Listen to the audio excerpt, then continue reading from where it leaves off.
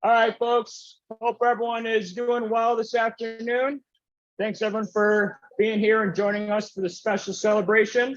My name is Jesse Poplinski. I'm one of the partners at Hack Upstate, and it's an honor to be able to celebrate our 5th cohort capstone presentations and graduation here at Lemoyne today. It's been amazing to watch all of our students evolve into professional software developers over these past 24 weeks and learn these new skills and really gain this new profound sense of confidence to navigate the next step of their careers.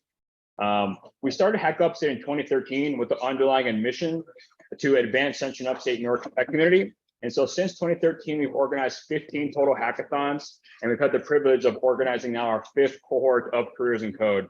And we're so fortunate to continue to have the opportunity to provide training to students in an effort to increase their earning potential and combat poverty here in Central New York.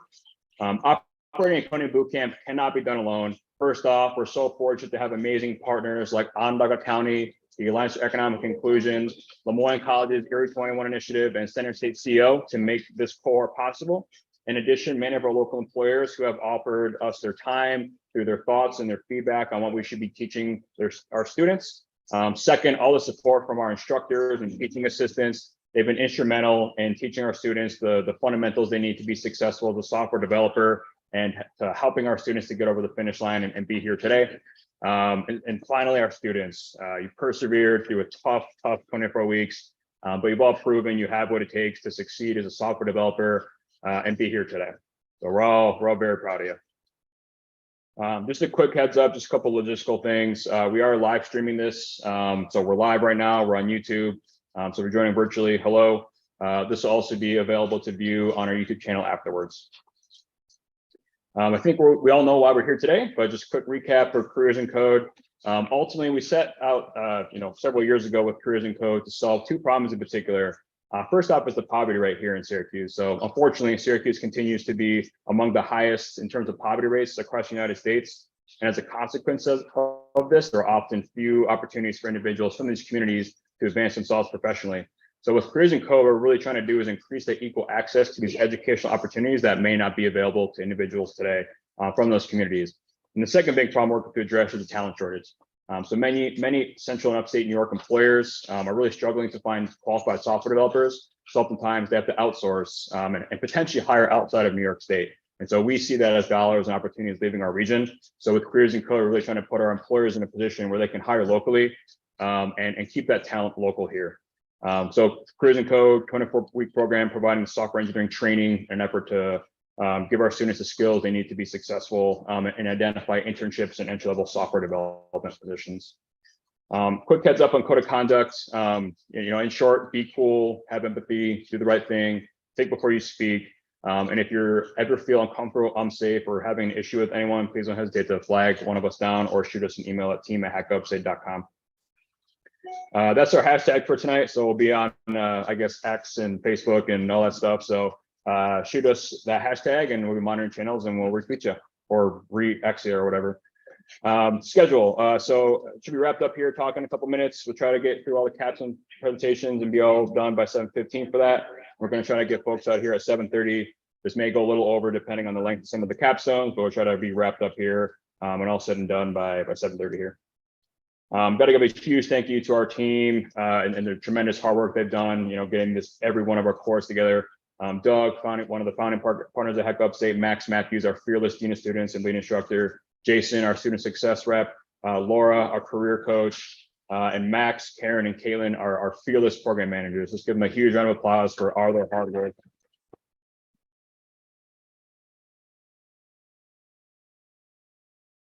I've also got to thank our instructors and teaching assistants. We're so fortunate to have such an amazing group of folks that continue to rejoin us for each one of our cohorts. Again, ultimately teaching the fundamental skills our students need to be successful after they graduate. All of our TAs, also, I've said this every cohort today, and I keep saying it, so it's pretty cool. But all of our teaching assistants up there are graduates from our 1st, 2nd, 3rd, and 4th cohorts. And that's awesome. And so hopefully some of you graduates will be fortunate enough to join us as well for TA. So I'll give a big round of applause to all of our teaching assistants and freshmen.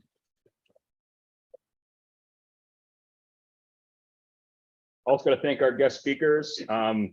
for coming in and sharing their wisdom and some of their thoughts and experiences with our students. So thank you to all the guest speakers we had in.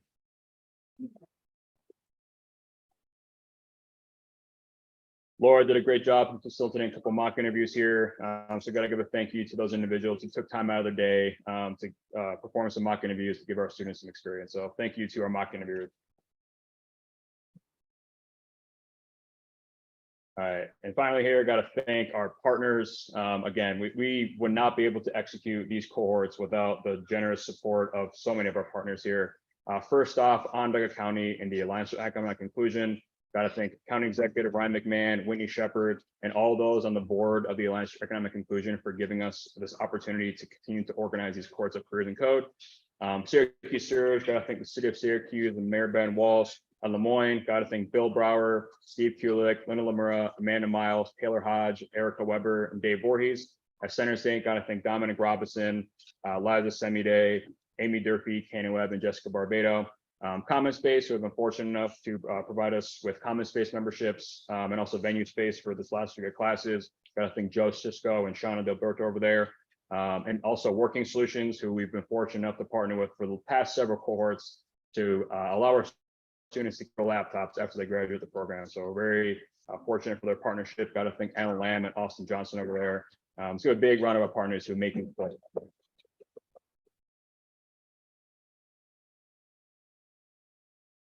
Also got to thank our students. So you guys have been through a lot of these past 24 weeks, and now is your time to shine, time to celebrate what you've learned. You know, when we were here 24 weeks ago in the same exact spot, you know, we were saying you have the passion, the grit, and the aptitude to succeed in the program, and you have. You've all demonstrated that over these 24 weeks through countless hours inside and outside the classroom, all the one-on-ones with our instructors and Max working on homeworks, projects, and your capstone project. So we're so excited to have had you for this cohort. I've got to thank you all for your hard work and dedication. So thank you to our students.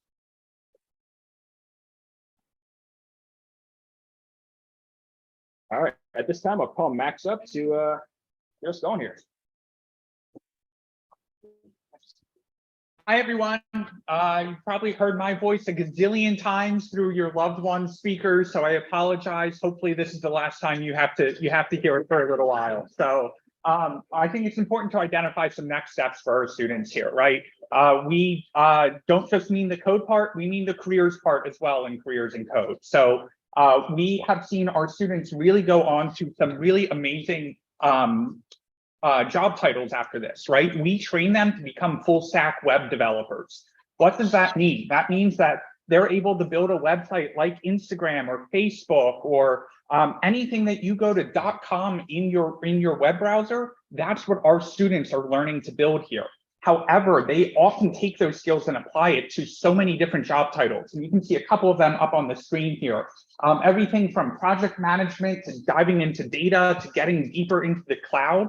Our technical knowledge that we are training on is really transferable to all of these different titles that you see on the screen. So really opens up the world for them of diving into a deeper technical career. So let's talk about the Capstone project for a second. The Capstone project is introduced on day one of our program. It is what they work on throughout the entire program, and most students find that they don't realize how much they are learning in class that is directly applicable to their projects that they are building. So in just a couple minutes, we're gonna have all the students come up on stage and show you the wide array of different projects that they have built. So really an awesome opportunity to not only talk about what they've built, but the journey that they've been through in the past 24 weeks, where they started and where they ended up six months later, which is pretty incredible. But before we do that, all of you are on the hook for a little bit of a lesson because it's impossible for me to present without teaching a little bit. So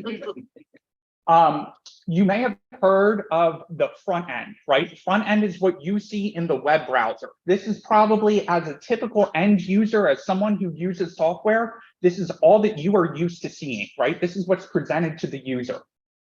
But there is an entire back end behind that. That is what is running in the server. That is what we say, oh, it's up in the cloud, right? We just know about the cloud, but we don't really know how it works. Our students are building in the cloud. They are building how that actually all works together. So our students learn a front-end framework called React that allows them to build interactive data experiences a little bit more seamlessly without having to do it all from scratch. They also learn Node and Express in the back end. Express is a framework for Node. It's a way that we can tell the server how to handle multiple different users on the front end. All of that data gets stored in a database. So how does all of this kind of flow together? Well, you're going to see their components, their pages, their routes on the front end, right? That's their home page. That home page is making what we call an API call, an application programming interface. It is saying, hey, we got to get this data somehow into the front end. And so on the back end needs to know, hey, what kind of data are you getting, right? The front end, back end, that's how they're talking together through these endpoints. And so those are linked together. Then we use this framework called SQLize, which basically allows the back-end API server to talk to the database. And we connect those two together using a model through the table. We store that table in the database itself. We use a database called Postgres. And eventually, we are able to add in additional pages and have all of this information linked together. Why am I telling you all of this? Because we are about to have all of our students come up and tell you about the trials and the tribulations. There's a great Edison quote that said, I didn't find, oh, I'm blanking on it, sorry. I didn't find one way to do it right. I found 10,000 ways to fail, right? And you guys have probably heard of these students' frustrations, right? Imagine working on something and 90% of the time it not working. That's what our students go through. This isn't just a program where they do their homework and they're done with it. This is a program where we push them into the deep end, right? And we make sure that they know how to debug, how they know how to go through every single step in this process, because this process, 400 to 500 lines of code at a bare minimum, right? And each one of these students has felt the frustration and also the joy of finally being able to make all of this work together. And that's what you're going to see tonight, which is really, really exciting. So with all of that said, a quick review on Capstone presentations, mainly for the students. 6 minutes max. Reminder that the timer is in the back counting down, so you guys have an idea of where you're at. At the 2-minute mark, we will say demo time, just so you know where you're at time-wise. Stay on the stage after you are done. We will do a brief Q&A. So as an audience, if you guys have any questions about the project, feel free to save them up for the end of the student's presentation. I will announce who's not only coming up next, but then who's on deck as well. And then a reminder, join in the Zoom call when you hear that you are on deck. Your speakers should be muted. Your microphone should stay on mute. And then when you come up, just make sure you are sharing your screen. You'll stand right at the podium. You don't have to touch any of the laptops up here. And once you share your screen, it will automatically show up on the projectors. Any questions? Okie doke. So let's go ahead and kick it off. Natasha was brave enough to start first, and on deck we have Danny.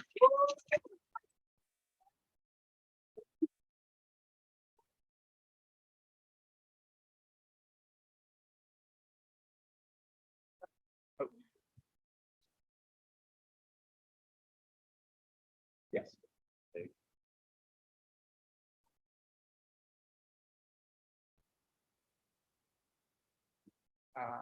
Yeah, once she starts to show.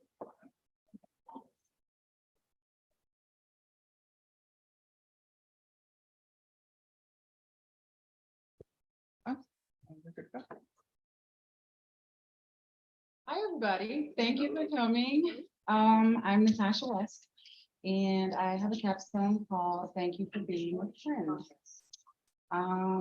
Here's some links about how to stay in touch.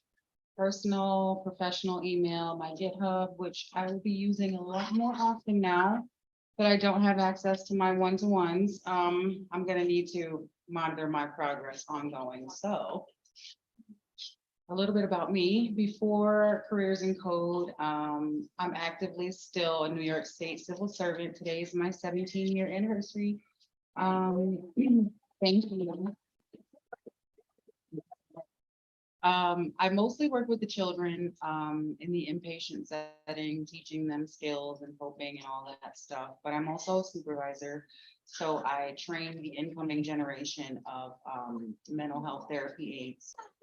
Moving into my second wind of my career, desk job lead, please. I think I'm ready for the slower pace, for the not so active kind of career. I'm getting old. But about Careers in Code, I felt seen. I kept seeing their ad all over Facebook, and they were specifically targeting a particular demographic. I mostly saw like minority women in central New York, and they were just trying to like close the gap with local employers. It just felt very honorable, and it was free. So didn't need much convincing. I'm sorry, I am a mom of 6, and we are an adventurous bunch. We go everywhere, do everything, and that's pretty much how I spend my time outside of work and school. Well, here's the problem. So I've had almost 20 years in the mental health field, and I've seen a lot of people get let down when they have like really momentous occasions and there's nobody there for them. Like they have these great big degrees and these great big accomplishments, and everybody's pretty much done with them at that point when they start to heal and get more effective in the community.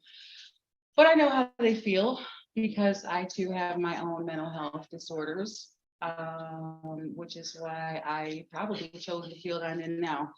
So anyway, when I want to celebrate, yeah, I usually like buy myself a really big gift, go on a trip. I don't really like call up the girlies and go do something fun. It's just me, my credit card. But so I mean, as a parent, that is heartbreaking. I've seen like individuals on the spectrum. I have a child on the spectrum. I've seen you know, mentally ill folks really not have people show up for them, and that's just not okay. So I had a few kind of snafus here trying to get it together because I can't bring my laptop into a state facility where I work. So I had to write a lot of my framework down on a, what do you call that? A smart notebook. And then I went and bought a whiteboard at home, and my kids kind of turned it into their own classroom. So there's that, but my page has some of these components, and I will be working towards adding the rest of those. And to my absolutely awesome classmates, you guys rock so much. 6 months of you was not enough. I thank you for keeping us all afloat. We did it for each other. And let's get to this webpage. So it's not pretty, but it will be one day. It does work. So the last feature I added here was this slideshow, which is supposed to be. I'm sorry. Okay, stop share, start share again, right? Yep, you got it. I remember. Here we go. Okay, so like I said, it's not pretty. I'm not really much of a designer. Actually, I found out that I prefer making things work more in the background, so I think I'm more of a back-end developer. But here's the homepage.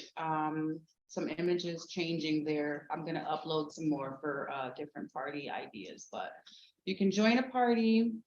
These guys are coming from the folks that are inputting party requests. So the website is basically, you can sign up to join someone's event and show up and just be a part of their celebration. You don't have to know them. You don't even have to live there. You can just say, oh, hey, I'm going to be in Vegas that week. Yeah, I'll go to a baby shower. Why not? There's a terms and conditions somewhere down here. That is not pretty, but there they are. You cannot commit to any of my events without accepting the terms and conditions, because if you don't show up, then we're in the same position we started with. So just for an example, I'm going to put an occasion. into here, so you can see that it will show up on the next page. So the information I just put in is right here. It went to the back end, back out to the front end. I know it's not exciting for you non-coders, but I just wanted to show you that's what's happening. Here's where you sign up. And obviously it's still kind of in progress, but this is what I have so far with all of my struggles in the last 6 months. Thank you to all of my instructors for putting up with me and my constant need for, I don't know, something. Support, call it what you want, but everybody was awesome. And that's my capstone, you guys.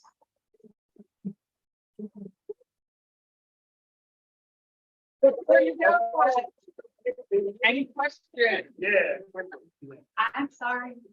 Did you come up with those terms and conditions on your own, or did you start it? Are you asking about the wizard behind the curtain site? Yeah. No, that was assisted by ChatGPT, actually. Nice. At the recommendation of our professors, we are allowed to use it, so I wasn't cheating. No, not at all. You worked smart. Thank you. Any other questions? That was it. Okay. Thank you so much.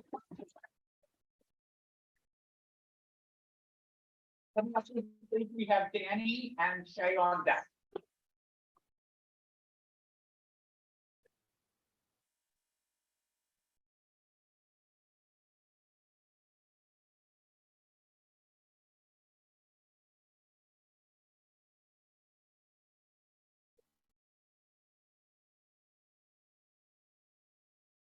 All right, hi, everybody, I'm Danny, and I've made a tarot website. And here's my contact information, if you'd like to get a hold of me. And about me, I am currently a advanced shipping generalist at TCG. My motivation for this boot camp is pursuing a better coding industry, passion of working with computers. I'm just tired of working for a corporation that does not care about me. My hobbies are photography, visiting waterfalls, spending times with my wife, caring for my cats, building Legos, and enjoying time with friends. My project was to enhance the access to reading materials convenient in a digital format, create a user-friendly platform for individuals to explore and extract digital cards. This is enabled to save and reference their cards for their future use, to promote accessibility and convenience in a wide range of an audience, a leverage of technology to benefit the reader by digitalizing card benefits. Excuse me, I'm very nervous. So, and now my slide. Okay. What I do is I'm successfully making a user-friendly and clean site. I've made a fortune teller. You'll be able to see your cards when you pull them. I utilized everything I could learn in this 6 months of boot camp, which there was times where I wanted to stab my laptop and just fling it out the window. Like, why did I do this to myself? Problems I had was finding a suitable API that would do what I was looking for, still looking for one that has images, but work in progress. The challenge was getting that back end to talk to that front end, showing what I needed, would just say some angry things at me and be like, what did I do wrong? So I would use Google, ChatGPT, Max, all the lovely teaching people we had here. Without them, I would be lost. So thank you for listening to me, and we'll be off to my sleep. So I have a login, it's not working yet. So that's my next step when I talk to Max for my first one-on-one as a graduate, like to get that bad boy working. And here we can actually tell our fortune. We click our little button. It'll tell us what's going. Look, good fortune coming our way, everyone. And then we can get our tarot read.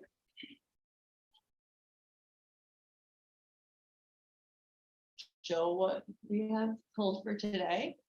And then we can go over, we can save it.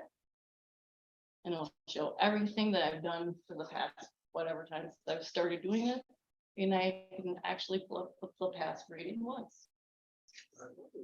And that's where I'm at for right now. So if anybody has any questions for me, let me know.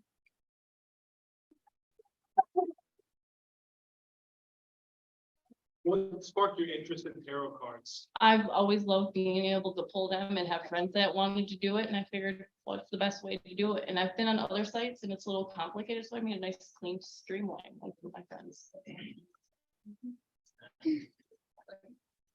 So right now you're using tags for the card reading. Yes, Do you have to manually do that yourself? No. In the database? Or do you luckily I had that lovely API that could do all that magic for me. There was a point where I talked to Max, who's like, you might have to build this, and I'm like, well, that's a lot of cards, because there's 78 cards in the deck, so. first? Yeah, and there are reverse. Right now, we just have the one up. I was like, we don't need bad news right now. We're all just doing good stuff right now. How is the reading generated?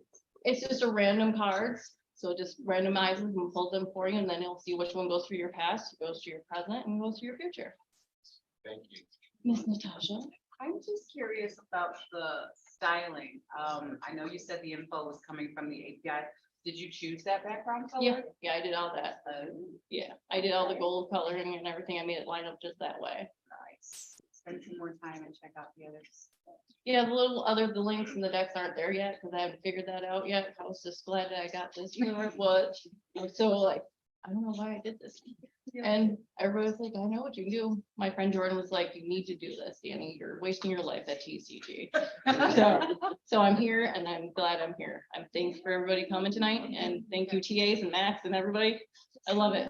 Do you have a question, dear? Yeah, you said something about the images. Have you thought about using like, one of the generative AI platforms to create the images maybe by giving a description? Yes, so I was gonna see if there was other APIs that actually had images that could be pulled up, and if not, I was gonna talk to Mac and see if we could actually make our own, so I could have my own cards actually pull up. Nice. Lots of steps, but I can't wait to get it finished. Anybody else have any questions for me? Your site's awesome. Can I go check it out? What's the URL? Okay, well, it is tarotcapstone.com. And I'll tell you right now, you have to push card pull twice because my API is a little slow right now. So you just gotta click it, think about your question, then click it again, and then you'll get what's coming to you.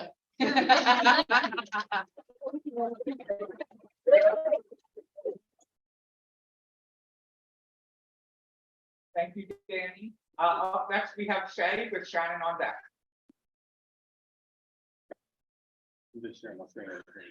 Got it.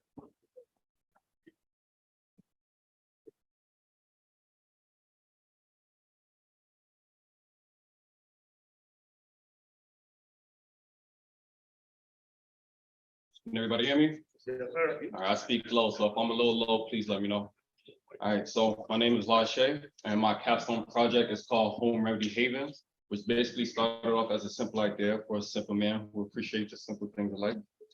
So before Careers of Code, my family actually experienced a huge loss over a year and a half ago, so I'm still kind of picking up the pieces where that happened and stuff. So during that time, I was trying to get myself together. I ended up getting back into sketching, which is drawing.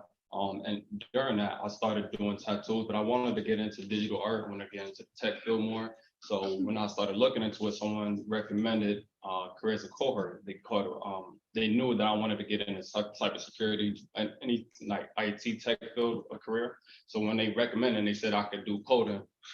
That's all they had to say. Coding, I'm in. Sign me up. I don't care what I have to do. So my reasoning for this project is something that I would personally like doing. I love home remedies. I feel like they are a treasure trove of wisdom passed down from different cultures, from different traditions, from different regions of the world. And you can learn a lot about something or even someone, just finding the little things that you do, like any household item. People think there's only a singular purpose for it. There's actually numerous uses for just one thing, and you never know what you can find or what uses you can apply that to in your daily life.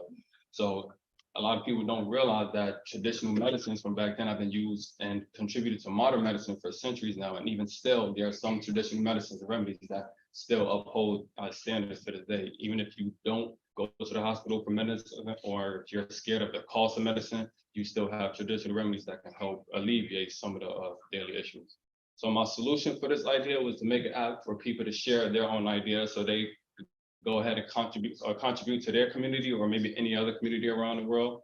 And it, just give anybody an opportunity to do something. Most people don't have the opportunity to get to be in the place that I am. So I figure why not give them something that they can share.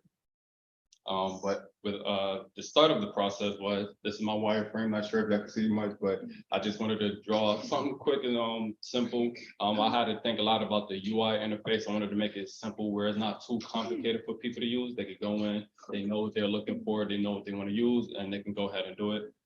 And a lot went into it. I had to sit down with Max on what needed, like as far as the front and the back end, what the user sees and how it all works out. But with every great process comes its obstacle and challenges. So the first one, which he warned us of, was understanding JavaScript. I think we all went through that little hump once we started learning JavaScript, but it took a while. It took me to constantly look at those videos again, constantly putting down, jotting down notes. And then for my project, I personally was struggling with the sign-in page using Clark. Once I again started reading the documentations, in which I found out, like they say, is very important to read up on, definitely helping me. And you would think that basic HTML, something we learned within a few weeks, would be easy to show up. No, once you break one thing, you break the other stuff. So trying to debug your code and figure out what you broke in is probably one of the most hardest things on this capstone. But again, constant practicing, constantly being on the one-on-one showed me that I could do it, and I managed to get it out. But I think the biggest struggle was not throwing my laptop out the window, especially when you get frustrated, not knowing what you did, and imposter syndrome. And a lot of people don't know imposter syndrome is when you feel like you don't belong or where you don't feel like you're where you're out of place. So I was starting to go through it, but I realized that doubt, you can do it as long as you cross that out your mouth. So after that, what do I plan on doing after this? Well, I do plan on seeking employment, but most importantly, I do want to further my education in this field. Coding is something I love doing. I love everything when it comes down to computers, and I definitely want to further my experience in this field as well. So I do plan on upgrading, some of my older projects that I do have, especially this capstone. And really after this, I just want some peace and take a good nap. That's it. Oh, and there's my contact info. There's my personal email, my work email that I created for this. My main contact way is on Discord, and I got a GitHub so I can see the repository of my code there, which I still got to push. All right. So now I'm go ahead and show you my capstone. All right. So this is what I had at first. This was literally the very first prototype. As you can see, it's just nothing but words, a little bit of CSS, which is some design.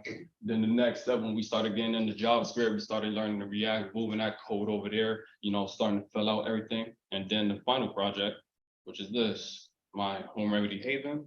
As you see, this is the page. I shouldn't be signed in right now, but as you can see, you can come in, you can sign in, you can sign out, you can manage your account.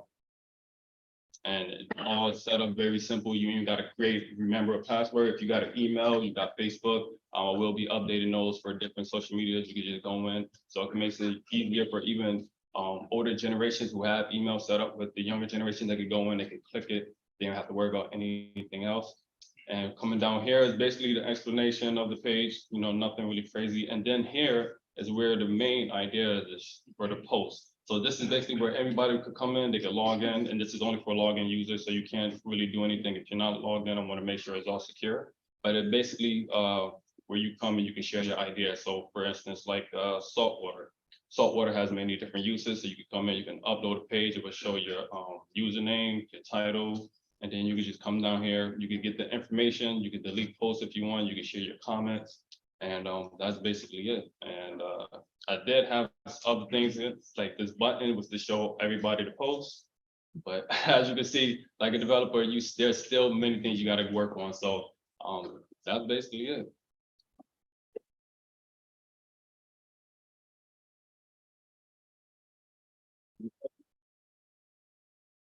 Do you have a library of remedies already that you pulled from somewhere? That's- Or is it going to fill from the users? That's going to be filled for the users for now, but I am working on an API where it's going to be pulling certain information out. So if you actually search for a certain remedy or a certain ingredient, it will have that listing down for you. And I may even have an API where it can take you to a link to a different website that can have more information and give you more insight about what you're looking for. Do you have a favorite personal remedy that you? use? Salt water.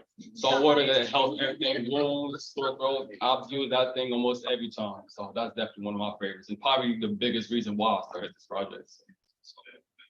Anybody else? Is there any way to, let's say you post like your remedy, is there a way for you to edit it just in case you make like a mistake or? I'm working on that right now. I'm working on just having certain users be able to do certain things. So like right now, the only person that can delete a post will be me, which is the admin. But I will be working on having a person remove and sharing their own posts as well as edit it, because there are certain things that I still gotta work on. So this is all just, again, a stepping stone to an even bigger, greater goal. I remember looking at this in one of our like Zoom study sessions and we were all so excited to use it.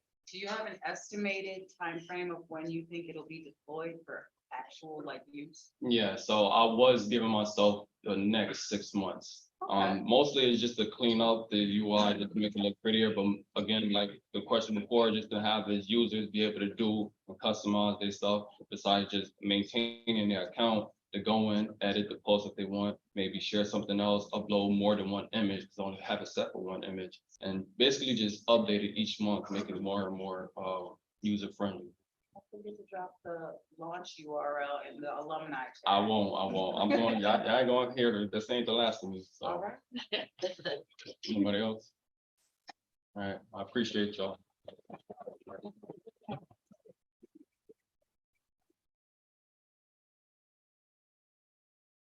Up, on the stage, we have Shannon with Anderlin on deck.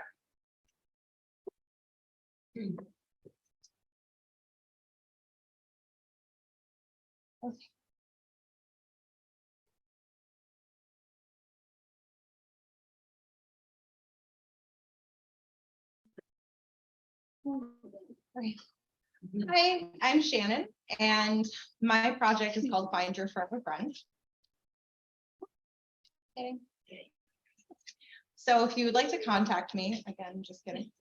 My LinkedIn is available, my email, and there is my GitHub if you would like to look at my code. So before the boot camp, my coding experience was limited to MySpace. It was very, very little. I worked a wide variety of jobs, from tech support for CS Radio and to housekeeping at a retirement community. And I currently work at TCG Players. So while I was doing coding, I was working there. And the rest of the time I ate, I slept, and I coded, and I repeated and repeated and repeated. Now that we're graduating, I'll be continuing my education, and I'll be looking at, I'm going to be moving forward in coding, as well as possibly doing IT and cybersecurity. I'm going to be working on new projects and continuing to develop my capstone as well. So why did I choose the boot camp? Well, a friend of mine was like, hey, you've got to do this. And he was actually a graduate from Cohort 4, and he brought several of us in. But I wanted to do something different, and this is vastly different from anything and everything I've ever done. The industry is growing rapidly, so there's countless opportunities available, which is really exciting and gives me something to look forward to. But I want a career that I'm proud of, where I'm able to thrive, continue to learn, and do something I truly enjoy with people that share a similar vision with me. So some of my favorite things to do is to hang out with my cats, because they are cooler than most humans I meet, except my classmates. I really do love them lots. And I love chasing waterfalls and the moon around the area with my wife, who you saw a couple minutes ago with the red hair. All the pictures you see here, we've taken ourselves. I love to spoil my niece. She is my favorite human. I study human design. I travel anywhere that I possibly can. I love to adventure. I also will go to every concert I possibly can, except country. I refuse. And sleep is a personal favorite of mine, which I haven't been getting much of these last 6 months. So I'm going to catch up. So the problem that I'm trying to solve is that every year, roughly 3 million cats and dogs enter shelters. And of those, approximately 2 million are adopted each. And that doesn't include the millions of animals that don't have homes and that never make it to shelters. So my solution is to have a central location to post pets online to increase the exposure and likelihood of them being adopted. And this will give shelters the ability to share the pets they currently have without having to worry about building, maintaining their own sites, which many of us know is not easy. And that way they can focus on the animals. So my process felt very messy. Choosing the topic was one of the hardest parts for me. I was back and forth, didn't really know what I wanted to do. I spent hours planning everything out in notebooks. I lost notebooks, I found new ones. I keep finding pages that I wrote and lost. And then 3 months into the program, I ended up changing my mind, and Max was thrilled about that. So the struggle that I experienced, again, like deciding what to do was the hardest part for me. And then when I changed my mind, I had 3 different ideas. I didn't really know what to do. And I finally came to this idea, and it was inspired by my really good friend, Holly. So my biggest struggle, besides JavaScript, which thank you for bringing that trauma up again, learning or uploading photos, because naturally I need the pictures of the animals. And that was really hard, apparently, even for some senior developers looking at you. And so my health also has always kind of been an issue, but a lot of things changed, and it was really hard for me. And a lot of things just, I'm really thankful for Max, because he really supported me and was there for the one-on-ones and TAs as well when I needed that. My time management, I really need to work on, because I was either working way too much and wanting to stay up until 3 a.m. or not doing it. And then stress and anxiety, which I'm feeling a lot of right now, was consistent throughout the program. And then the imposter syndrome, which actually started the second I spoke at orientation, which is, you know, like, I'm just like, I know nothing, why am I even here? And then I would build websites like the next day. So, yep, so that's it for that. And let's move on to the site. So here is Find Your Forever Friend. And we've got the introduction, featured pets, which these are my cats because they are the best cats ever. And then there's the contact information here at the bottom. I plan to have, you can click on these, but I plan to have it where it actually is cycling through, and those are just showing up randomly. So please forgive me if it takes a minute to load there. So here I have a directory for my shelters where they can list their information and also add animals. This one here, there's 4 pictures that are going to show up, and they're my cats again. So this will show, and then it has all the information. It has a description for each animal. And then you can go back, and for this one here, the Mischief Managed, we've got 2 animals here already. So now I've got one filled out already. We're going to add to this, and this is one of my classmates' cats actually, and is adorable. And now he's listed here. So we've got Kiwi, he's 3, he likes belly rubs, surprisingly, that earns him the nickname Doggy. So then we can, back here, we'll go to shelters.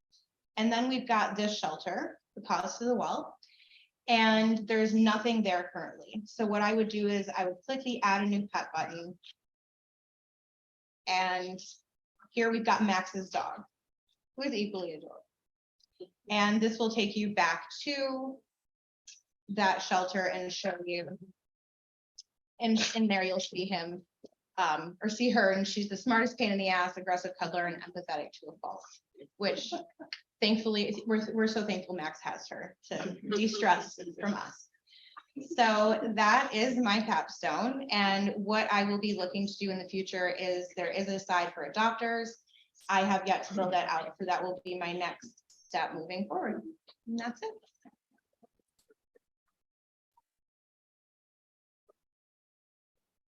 Any questions? Okay. Will you also be featuring any other animals? I have a coworker who is like the president of the SPCA, and she had to rehome 250 chickens recently. Yes. I didn't know if you were going to be keeping it to cats and dogs, or could it be enlarged or encompassing other animals? Initially, I had wanted to have reptiles and bunnies and all these things in there, and that was too much for right now, but it is something that I would like to do because there are so many other animals besides cats and dogs. That's just especially because that's what people focus on, because they're cute and cuddly. So, but I would like to. So my question was pretty much, she kind of asked me to, like, would you be able to find other animals on there, as well as like, can you list dogs that, like, you know, that you already own, but you need to rehome them? So when I was researching everything, I actually found a site that does that and I started to cry. And after that, I was thinking about it because it is something that happens very often. I have a friend that just did it actually. And I know that having something like that would really be helpful. So that is a feature that I would be interested in adding. Thank you. Thank you. Anyone else? So I know you'll be able to search animals, but would there be like a certain criteria of like certain animals that might need certain needs? Like if an animal is missing a paw or maybe they have certain medical needs, like would there be like the criteria of filter? That was also something I had the intention of adding in, just, you know, like the health and things if there was special needs. So that's something too that I would like to do, because again, there's just the animals with special needs, and especially the older cats and dogs are the ones that suffer the most. So yeah, I would like to add that. Anyone else? Oh, one more thing, it's actually live. So if you go to my site, you can see the animals that I just uploaded and uploaded.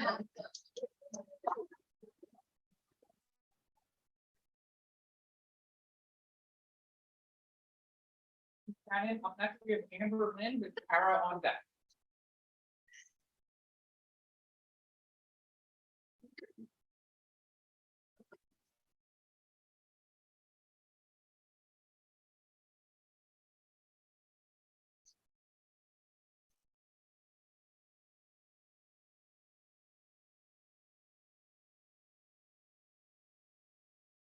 Okay, my name's Amberlyn Edmond, and my project is floral forecast.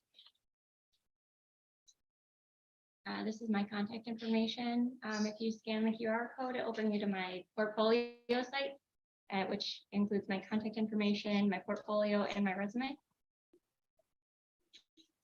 I started out at Oneonta College, and I got 2 bachelors in studio art and anthropology. I enjoy history, genealogy, gardening, and art. I've had an array of different jobs in the past, but nothing that I went to college for, just more of like survival jobs. But I did enjoy all of them. Then COVID happened. So I went out on maternity leave the week before COVID happened and wanted to keep my babies home. And now I'm a stay-at-home mom, and I have 3 girls, Ava, Lana Ray, and Everly. And I'm not just a stay-at-home mom, I'm a host mom to Batul. And she's from Saudi Arabia, and she's really awesome. She's very brilliant. I also started my own business, Sales Annuals, during COVID. And I decided all my kids are starting school and I'm ready to go to work. So I thought to myself, what do I want to be when I grow up? And after researching, I decided I want to be a software developer because there's so many career paths. And I really wanted to build myself a little bit bigger than I was before.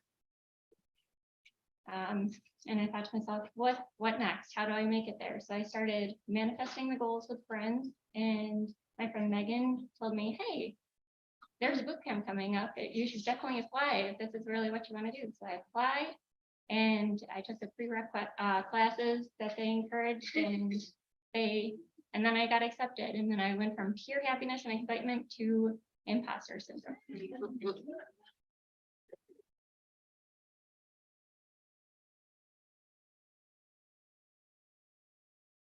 Oh, the problem I wanted to solve with my project was that 80% of the flowers are imported into the United States from other countries.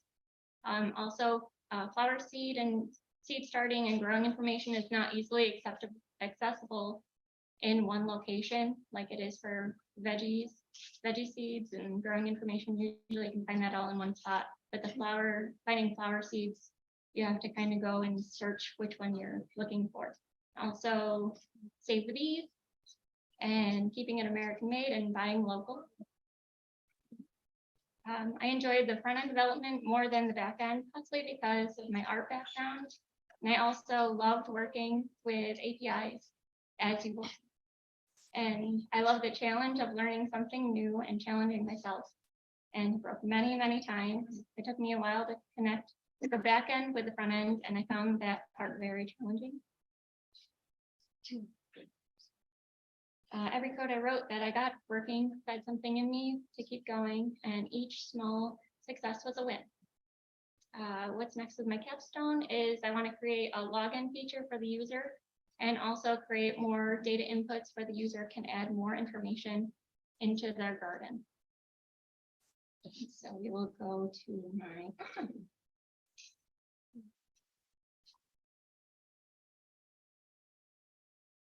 All right, this is Floral Forecast. I used an API to bring in news from around the world, top 10 articles. I included these three, and if you click the link, it will bring you to their site so you can read the entire article. Same with the links down here. And then you can go over here to create your garden. You can search a plant and it will bring it up. Also, you can search if you want edible plants and also the color purple. It just loads a little slow.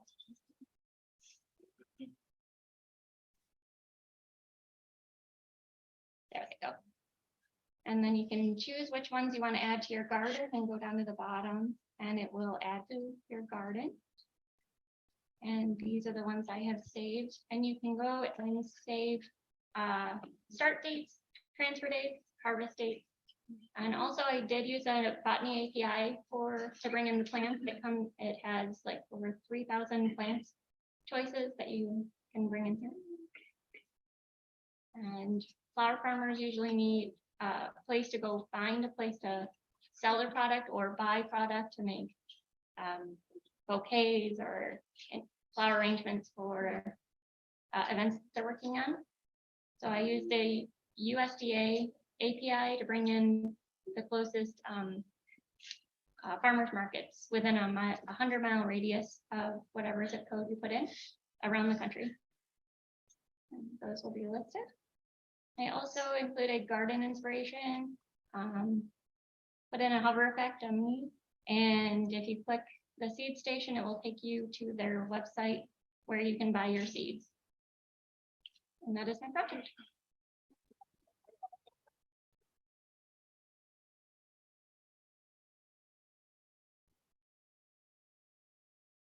Any questions? Oh, six. How many flower variations are like on the website, like flowers, like thousands of flowers on there, pretty much? I actually, there's vegetables, trees, shrubs, flowers. There's all different kinds of plants. And did you like get them from like another place and transfer them over pretty much? Yes, it's all in the botany API. Great.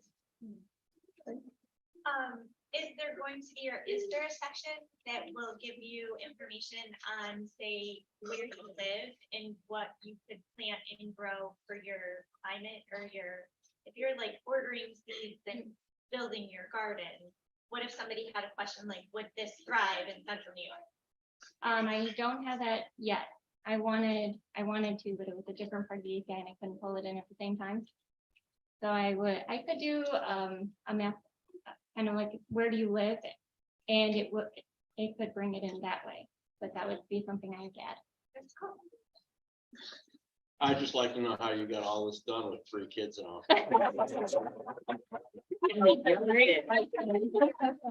My family, a tool anyway. You plan to use this for your own business in some capacity? Yes, I have my own that I had put together before I started this class. I didn't know about the API before taking this class, and so I had 45 different plants that I was going to build my own database, but I'm like, oh, 3,000 plants. So do you connect directly to the API when you're making a request, or do you have the stuff already stored in the database and then make the request to your database? You pull it from the API, and then the ones that you choose to add to the garden go to the database that I built.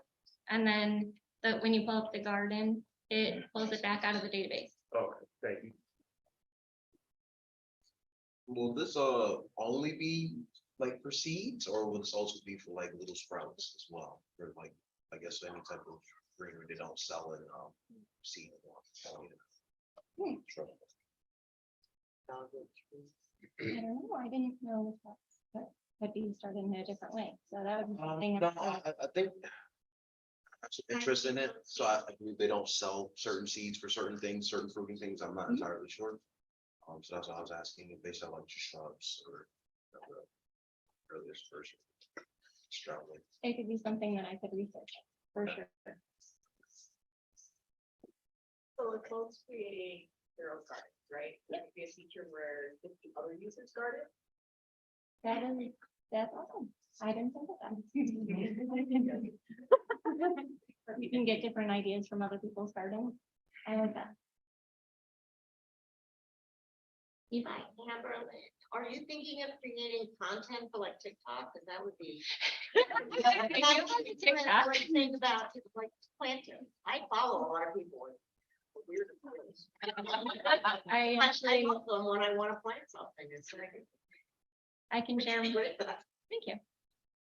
I don't have my TikTok name memorized, but I can share it with you.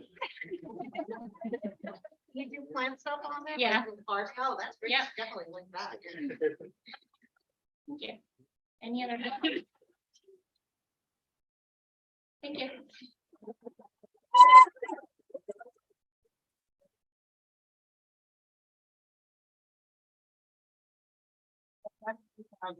Tara with blocks on deck.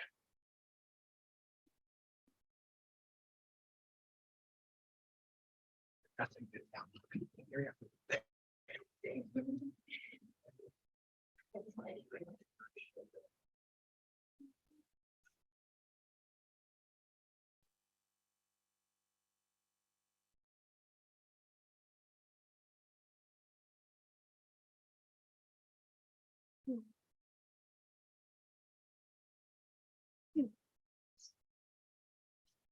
Hi, I'm Tara. My capstone centers around the development of a community blog for dedicated to autism. I named my site Awesome because I believe that despite our differences, every individual is remarkable and deserving of recognition. I chose this topic because I am convinced that it will be resourceful means that will bring a sense of togetherness in the autism community and raise awareness. This is my contact info. My background is in account order management. I've been doing that for about the last 10 years or so. Constantly new processes and systems were being rolled out, but there was a disconnect between the people that were using those systems every day and the IDT department that was developing them. So I was requesting to sit in on those meetings during the development process to kind of give my input on, is this tool really going to be useful for us on an everyday basis, or is it going to actually make our jobs harder? And that I started being more interested in the IT portion of and someone suggested to me to, join Careers in Code. They have an opening coming up, a new class is getting ready to start. So I applied and that's what brought me here. What's next is a new career, continue my education, looking more into the project management field, and just kind of combining my knowledge as being an order manager and what I've learned throughout this boot camp. So the problems that I had noticed, especially during COVID, just was isolation, especially in surrounding the autistic community, just a lack of information. I had a cousin who child may have been on the spectrum and she just wasn't really sure where to go with it, who to contact, who to talk to, how old that she had to be before she could have the child looked at and evaluated, and the information just really wasn't out there. So I designed this blog to hopefully provide a platform that will provide a support network where parents can speak to each other and communicate with each other and give each other advice, provide resources for them about local agencies, programs, events that's happening in and around the Syracuse area, just to know that you don't have to be alone. One of the biggest challenges I faced during this boot camp was pretty much anything that could happen did happen to try to distract me from this class. But you know, I had my daughter there with me, and she was just watching everything that I was doing. And I'm like, you know, when it was time for class, she turned off the TV, she'd go busy herself quietly by reading or pulling up her computer and coding along with me. And every now and then Max would say a cuss word and she'd be like, ooh. You don't say that word. And I'm like, girl, you don't know you looking there. But when the boat started to fill with water, she never jumped ship on me. She stayed with me, and we really went through this journey together. And my support system was awesome. And that's why I named the site Awesome, because it just lets you know that you don't always have to receive support from the person sitting next to you. It can be a complete stranger from across the world. And let's just find a way to reconnect and get back into the community and really help raise awareness, because I'm a strong believer that it takes a village. So what's next in my capstone? Well, I want to incorporate a segment where there will be games designed, because play is learning for kids, and there will be games designed to engage children in sensory play. That's what I hope to incorporate into the site in the future.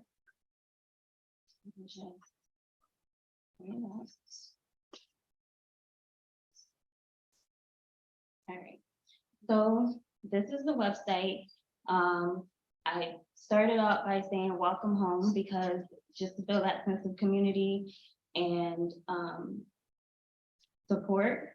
The mission statement that I put on there is, our mission is to provide a safe and nurturing space for individuals, families, and caregivers within the autism community. Here you will find a wealth of knowledge, personal stories, and a platform to share your own journey.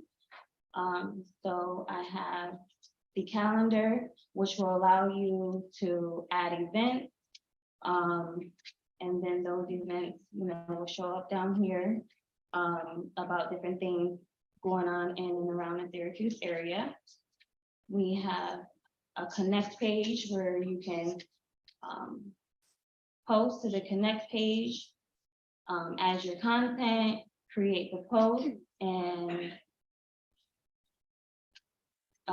people can go in and read your post. They can also reply to you, answer your questions. I also added a contact page where you can get in touch with us, leave your information, and then You're Awesome will respond to you too. So that's it.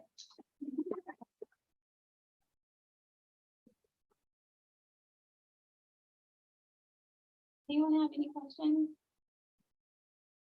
Karen? Who's hearing you speak? Awesome.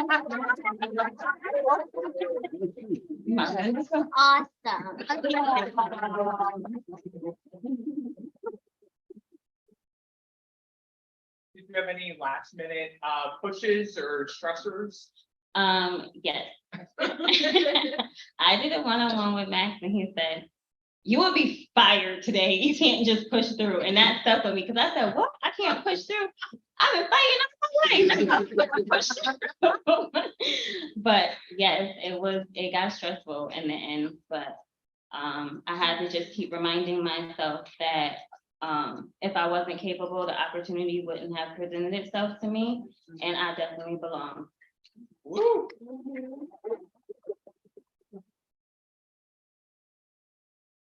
Love the awesome, like the AU. For the calendar, are you using an API for that, or how does the calendar work? No, I'm not right now, but I do plan on including that in. Time just got the best of me. So I do plan on including that in. Thank you, awesome job. Thank you.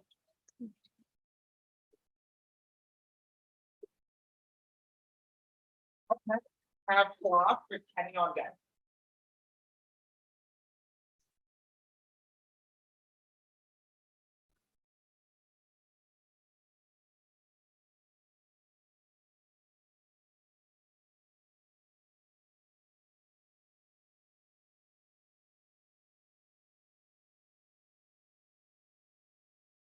Good evening. Hello. My name is Palash and my capstone idea is FlixMatch. It's a movie ratings based friend finding / dating app. All right. So first things first, here are my contacts. I have a pretty like sort of a unique name, so I shouldn't be very hard to find. No spaces, no underscores. Just look me up, you'll find me. Before CIC, I was juggling a lot of stuff. I was a jack of a lot of trades. I worked in HR, customer service, sales. Finally ended up in digital marketing. Worked with websites a little bit and built a Shopify website as a random project. I had health hardships, and of course, I was having analysis paralysis as to where to take my career, particularly in the tech area. Then I found CIC, Careers in Code. They had a free, fascinating curriculum. They taught you so much more than coding, not just hard skills, but also like career stuff, success. They had success coaches, time management, work management, and whatnot. It was very well managed, professionally executed. They had success stories to them, and it was definitely a free ticket to the developer community in Syracuse. During CIC, I kept climbing the ladder, so I got promoted to digital analytics implementation specialist. I built a website for a local restaurant. I started using JavaScript at work, so CIC started to pay off even like 1/3 way into it. On the personal front, my wife is like super pregnant right now. She is due in November, so that was going on, and we moved between two houses, and of course, busted the analysis paralysis. They imparted us a lot of skills, like hard skills with front end, like HTML, CSS, React, Bootstrap. On the back end, Node.js, Express, and also like gave us tools to sharpen ourselves with work in time management, keeping track of stuff, networking, resumes, cover letters, following up, keeping track again. Outside of CIC, I like to cook, spend time outdoors, spend time with family, spend time at work, and get very drunk at Irish festivals. So FlixMatch, again, it's a friend finding app based on your movie ratings. It's pretty simple actually. You sign in, you create a profile, you select a genre, you rate the movies that pop up, and finally you find your matches. Why? What's the need of it? You ask. It's niche, of course. Like 50% of dating app users say that it's somewhat easy to find people who share your hobbies or interests. At the inside, people say they fall in love with what's on the inside. You guys are a living example of that, but will also be put to test. So it's not just a dating app. You can find a movie buddy, just a casual match of interests, and everybody knows like movies shape our cultures, lives, etc. So here are my wireframes in Figma. That's how I started with my all the workflow that has come to fruition, which you'll see in a second. That's my whiteboard I used to plan my workflow again. I had fun designing these logos. I called it Cinepals first, but that was really off-putting, so I changed it. The logic behind this, let me go through that quickly. Like if you and I, we rate a movie, over 7, it counts as a like movie. Rated less than 4, it's a dislike movie. Then we calculate what's the difference between our ratings. If it's less than 1, which is like we rated the movie the same or about the same, we get a +5 on our compatibility score. Similarly, we like a movie, we get matched. You hate a movie, I hate a movie, we get matched. More to come is I'm gonna add a chat element to it, so people can send notifications in chats, etc. Count in genres of movies if there's no movies present there, and add some like Tinder has this swiping feature to it, which is like very satisfying. So I'm gonna add like animations and transition to it to help release some pheromones, if that's the correct hormone. All right, let me give you a quick demo. This is the homepage of my website, pretty much gateway into it. So here we see we have Corwin, one of our classmates, my friend, he's logged in, so we'll find him matches today. All right, we review movies. Again, it's straightforward. You select a genre. Let me go comedy for him. Let's rate Barbie 8. Okay, Elemental 8. Mario Bros is a 10. Corwin, anything you would like me to put up? Strays 3. Okay. Puss in Boots say 4. Coco. Yeah, Teenage Kraken. Okay. How much? 6. Yeah. All right, Coco's 8. All right, so I guess we got plenty. We submit our ratings and we will find him matches. All right, there you go. It matches me, so the app definitely works. So it calculates like what are the common movies that I rated versus what he rated. They show up here. Both of us like the movies Barbie, Teenage Mutants, and all that. Let me find someone. Brandy matches them. Brandy, she really likes Super Mario Brothers and Coco. So yeah, that's this is the end page, and that's where you send a spark and like send a poke to your match, and you start talking about stuff and go on dates or ghost each other for forever. Right, so that's my capstone. That was it. Thank you so much. Any questions? What you doing up there? That's research. Please. Where do you pull the movie information from? Okay, so there's this API called TMDB, the movie database. It wasn't obvious, right? That's where I'm pulling like the top 10 most popular movies of any genre. So if you select comedy, it's gonna pull like top 10 most trending movies that are people watching right now. Please, Shay. So seeing how you got the API set up the movies and how you use that to basically calculate what the movie's like, just like with different people. How long you said it took you to basically get all that stuff? The logic behind it, I actually I worked with Max and used ChatGPT for it. So it took like 3-4 days, but it was like once I had it on paper, like how the logic was gonna flow, what's gonna be, what will constitute a liked movie versus a disliked movie, or like how I'm gonna play around with the differences. It was good. What do you think is the hardest part of all of that? All of that, having those those sheepdog pictures on there. Some of them like really weird. Please. So what if you believe in the tenet of opposites attract? Is there a way to like search for the most matches? You gotta try it. Put a feature on there, like all right, like there's a toggle button, like all right, I want my opposites, so you can exchange words with them. Please. Do you think eventually you'll feature your love matches? I'm sorry. Do you think eventually you will feature your love matches? Sure. If I know. Please. Like clips from the movie? Clips from the movies? Sadly, no, but that's a good idea. Like you can click on a movie and it'll take you to YouTube and then you can watch it. I'm gonna keep that on my to-do list.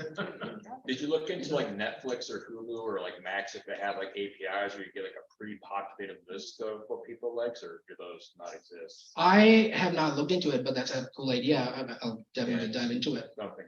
Oh, what about like Rotten Tomatoes? Do you have any offer like? Some of them like IMDb has it, but I think they're paid. I think they're paid, but TMDB like got stuff done, so I just carried on with it. Please. When someone made an account, like those image of the dogs, did you just give those, or do you have like a random like dog image assigned when something? I have this API called like Sheep Online API. You can use birds, cats, whatever. I was like, sheeps, why not? So I just it pulls like random 30 pictures and then assigns them to you randomly. So if I refresh it, it's gonna give you a newer picture every time. Please. My question was pretty much like, yeah, like how many, like the whole library, it's like every movie in the world pretty much is on there, or you add the movie as like, I like that movie, I'll add it, you know? Like if I have a favorite movie, can I put my favorite movie up there so they can see it? You can. I have to build that functionality. Like you can put like any movie from around the world from that API. Right now, since the scope of this app is like pretty much for this presentation, I'm only pulling like 10 movies, 10 most trending movies. But yeah, absolutely, you can pull Korean movies, Indian movies, whatever, please. So, in the future, will you be updating it where it can hold almost all movies, or would it be like most recent movies, or is there like a second, like a date or a date that you stop, like a time frame? Well, that's a good idea. I'm gonna put like analytics on it to see like what people click on the most and go from there. One thing I'm gonna add is like inculcate genres. If you and I don't have a common movie that we rated, so you can look into like if you like comedy movies or if you like horror movies, and then based on that we calculate compatibility scores. Please go ahead. All right, what about like group meetups? So like, do you do you think you will implement a feature where, so like a bunch of people match in a group and then it's like, hey, let's meet up, let's go see a movie together, or like something like that? That's a cool idea. Like what's I plan with that send a spark button that you can send a sort of a poke to your match and then you can, I don't know, do stuff. Any other questions? But thank you for your time.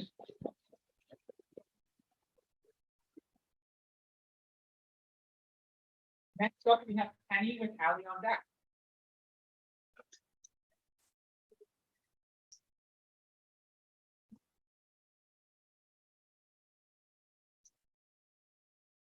One percent. Well, stop sharing the screen. Okay, can you guys see the screen? Cool. Just that up for you. Yeah. Thanks. Yeah, I'm kind of sorry. So good evening, everybody. My name is Kenny Wall.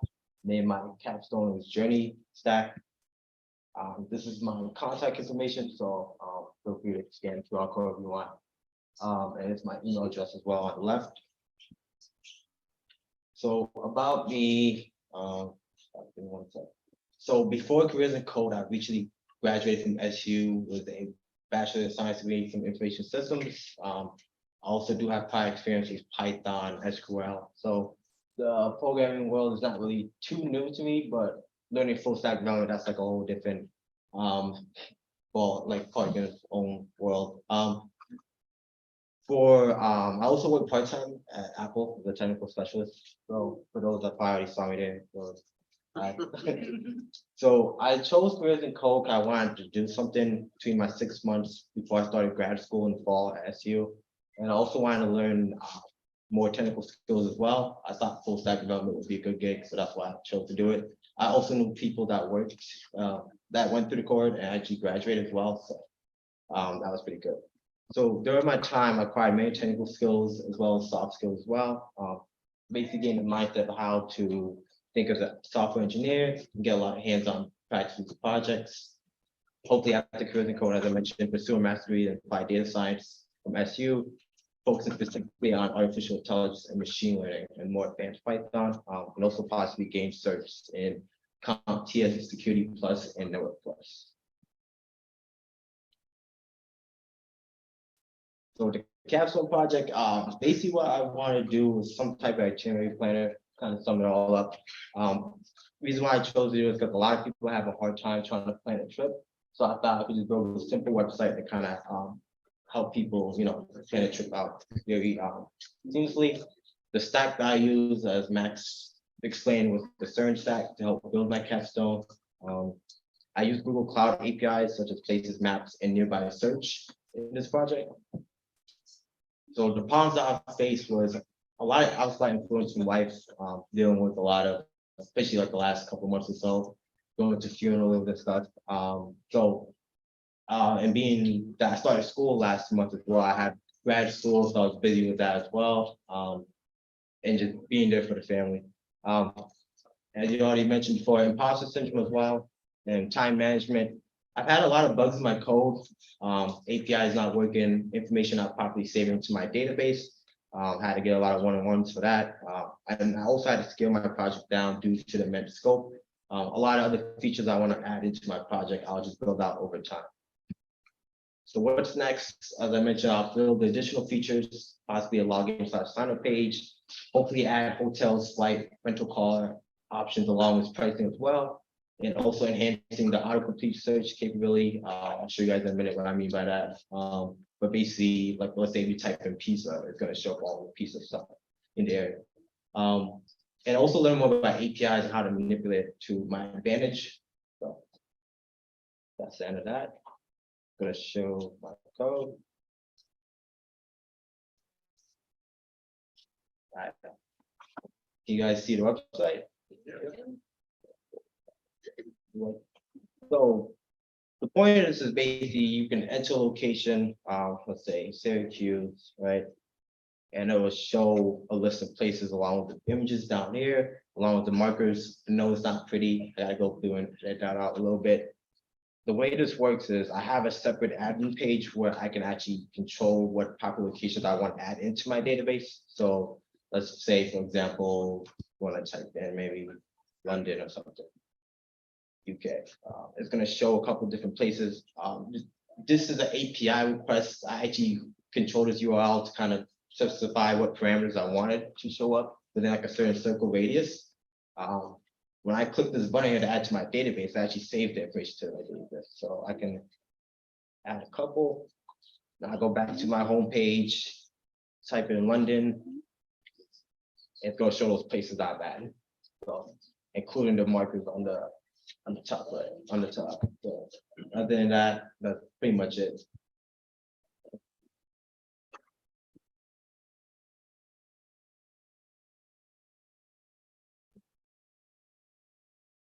Anybody have any questions? Yes, what APIs did you say you used again? So I was using Google Cloud APIs specifically for the admin page. I use the autocomplete feature. Specifically, yeah. So I use the API, but I use the nearby search. So that kind of helped me filter directly to what things I want to search for. The parameters I basically just filter out to points of interest. There's like a lot of reading I had to do with documentation, but I can actually control that to how I want to be for hotels, food places as well. I just go to the time and everything, I had to scale it down. So autocomplete, yeah. Autocomplete, so if I start typing in PI, it's gonna bring up like pizza or. Yeah, so that's what I meant by enhancing the autocomplete search capability. There's a way to do it, but there's like a lot of documentation I gotta read through. So I'll build that out over time as well and add extra features to my website. Like I said, specifically add flights, hotel options, and even costs associated with hotels and flights. And maybe an option to do rental cars as well. So, thank you.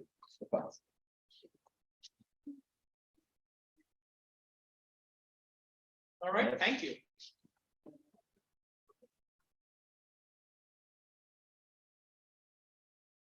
On the stage, we have Ally and Corwin is on deck.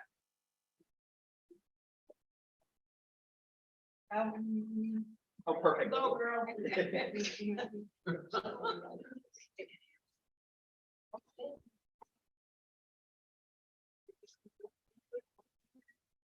Hi, everyone. Thanks for coming.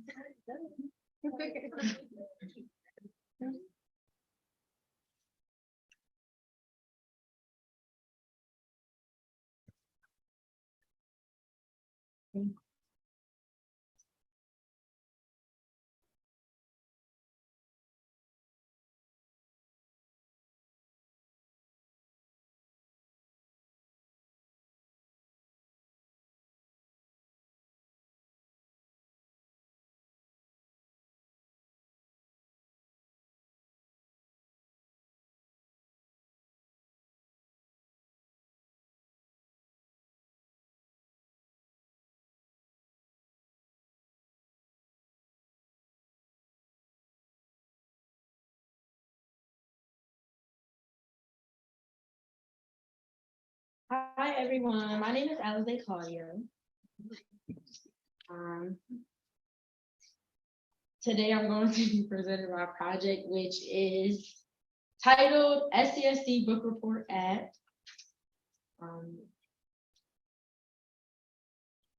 So during the last couple of months, we learned a variety of different programming languages and frameworks such as HTML, CSS, JavaScript, React, which I put my project in, Bootstrap, to name a few.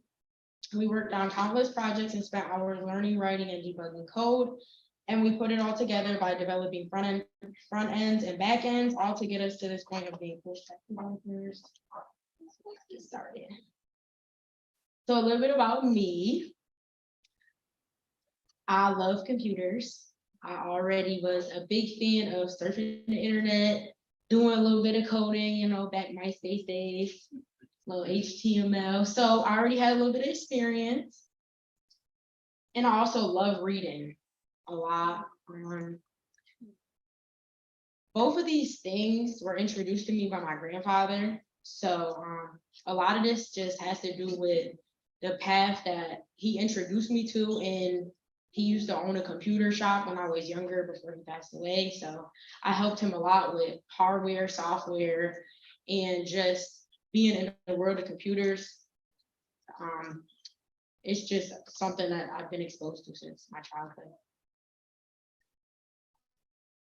Before the program, I also took a different boot camp. I learned back-end programming and also a couple of different languages, which got me inspired to actually start doing the careers in cohort. That's what introduced me to this. And then I was also working at UPS, which it was nice, but I wanted a career that was more rewarding. So here I am.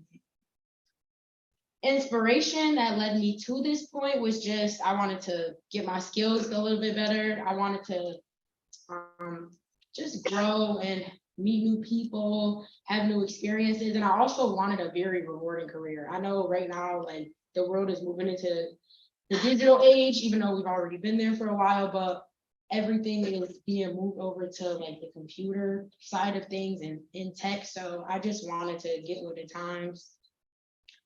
Also, my biggest inspiration is my son. I love him so much. And I just want him to see like my mom, she did everything that she could. She made it happen. And I want him to know that like, no matter what, you can always follow your dreams. And as long as you work hard, you will persevere. Here's my contact info, have my email link, my GitHub, and then my LinkedIn. My preferred method of contact is email though, it's just easier.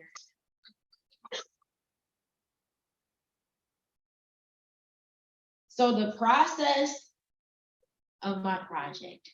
The problem that I started with was some of the target areas included learning loss, digital literacy, environmental impact, and accountability. I wanted to target over the summer break when students often experience like a decline in academic skills and knowledge.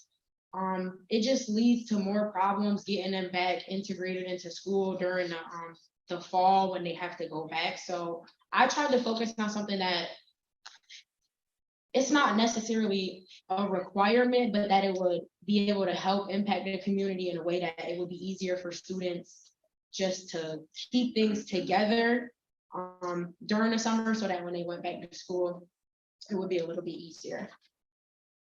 The solution to this was just building a little digital platform where students can upload their book reports and it gets sent in a database that the school can access. So when they go back in the summer, they'll be able to see all that stuff.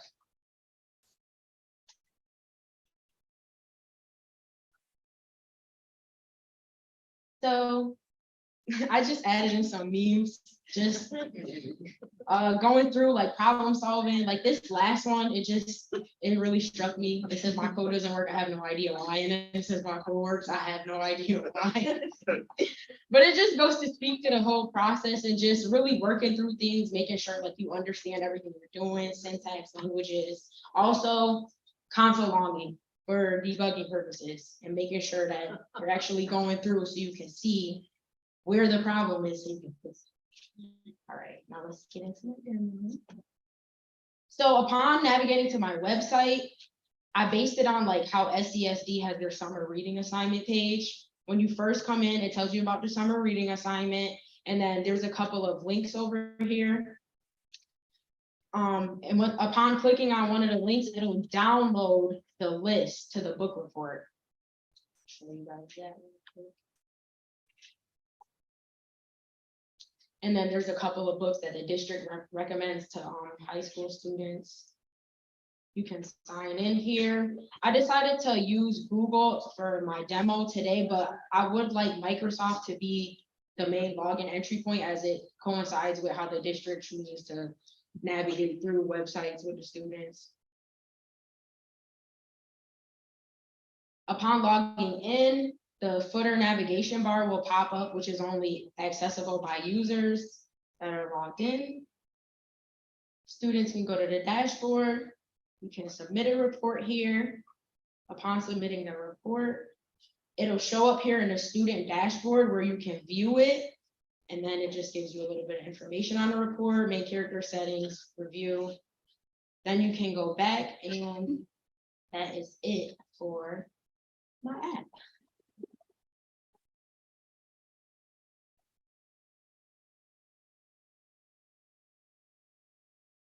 Any questions?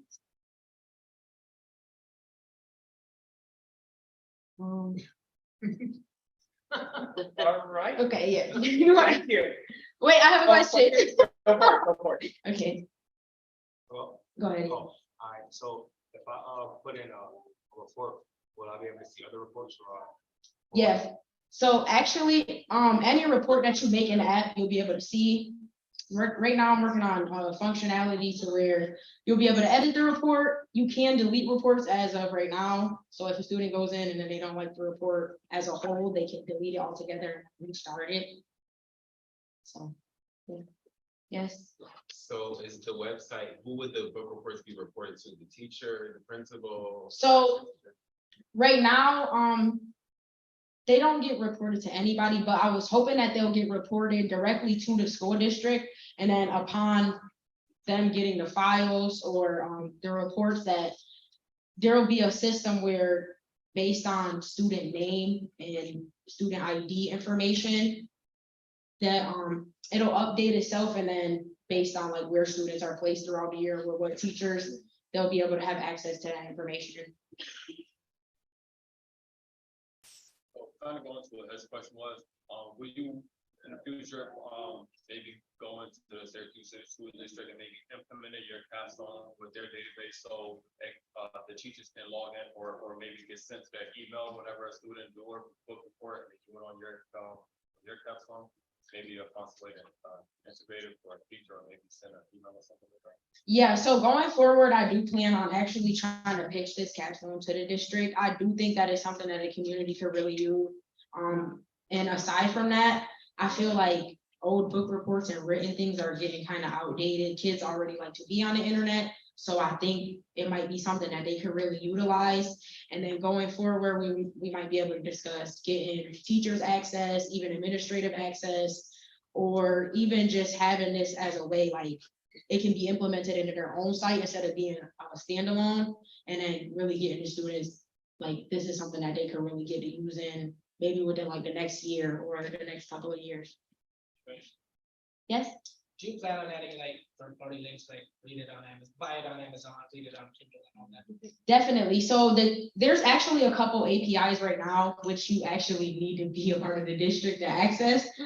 However, they do have, like there's open libraries that students have access to with their school login and all that stuff. So it's really just contingent upon reaching out to the district and then getting those connections. And I think once that happens, like this could really get rolling. So thank you, everyone.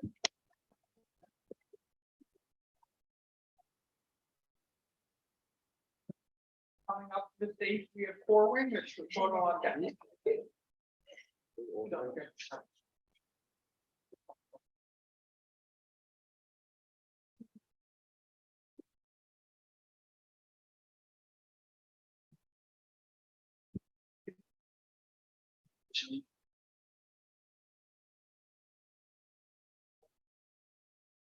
Good.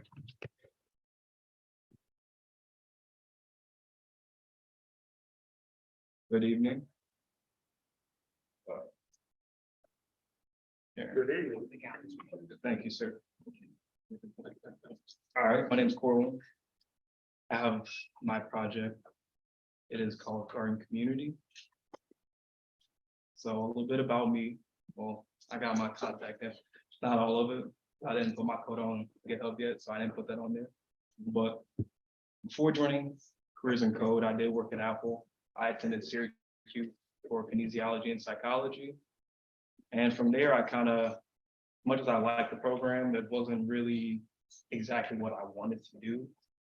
So I started looking for other pathways in my career and haven't been interested in the tech industry. I started to look at programs, WGU, possibly attending Syracuse again, different things like that. And then a friend of mine, Kenny, actually notified me that Hack Upstate existed. So here we are.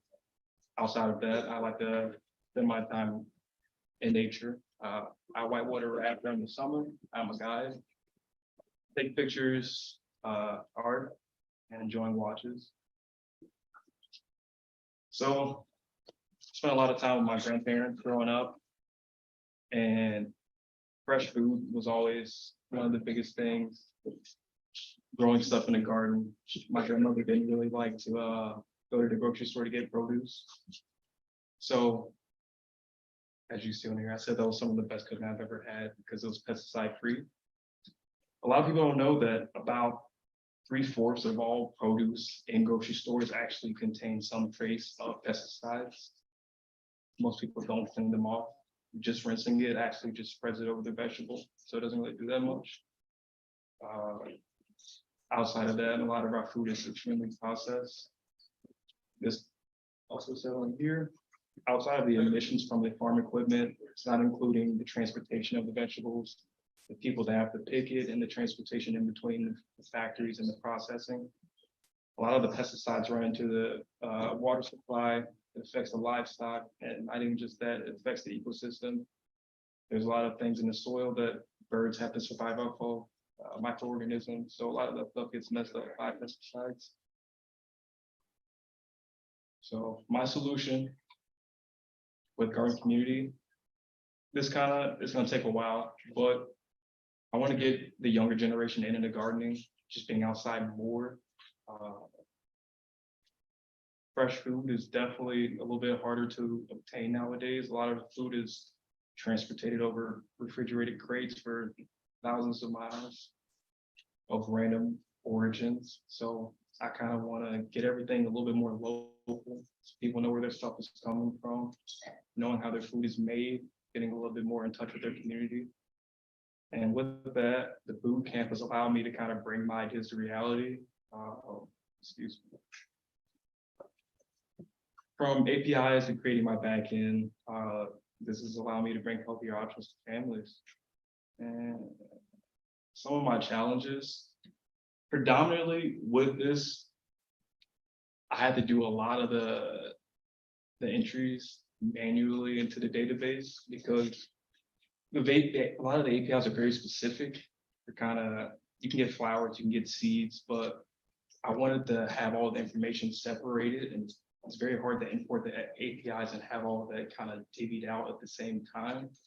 So I went into Excel. I did a lot of manual entry of data sets, and the layout was also a challenge too, because I wanted to have it separated, but also be navigable by people, not super overwhelming. I wanted this to be more geared towards kids, more so than adults, but obviously the adults will be there to help.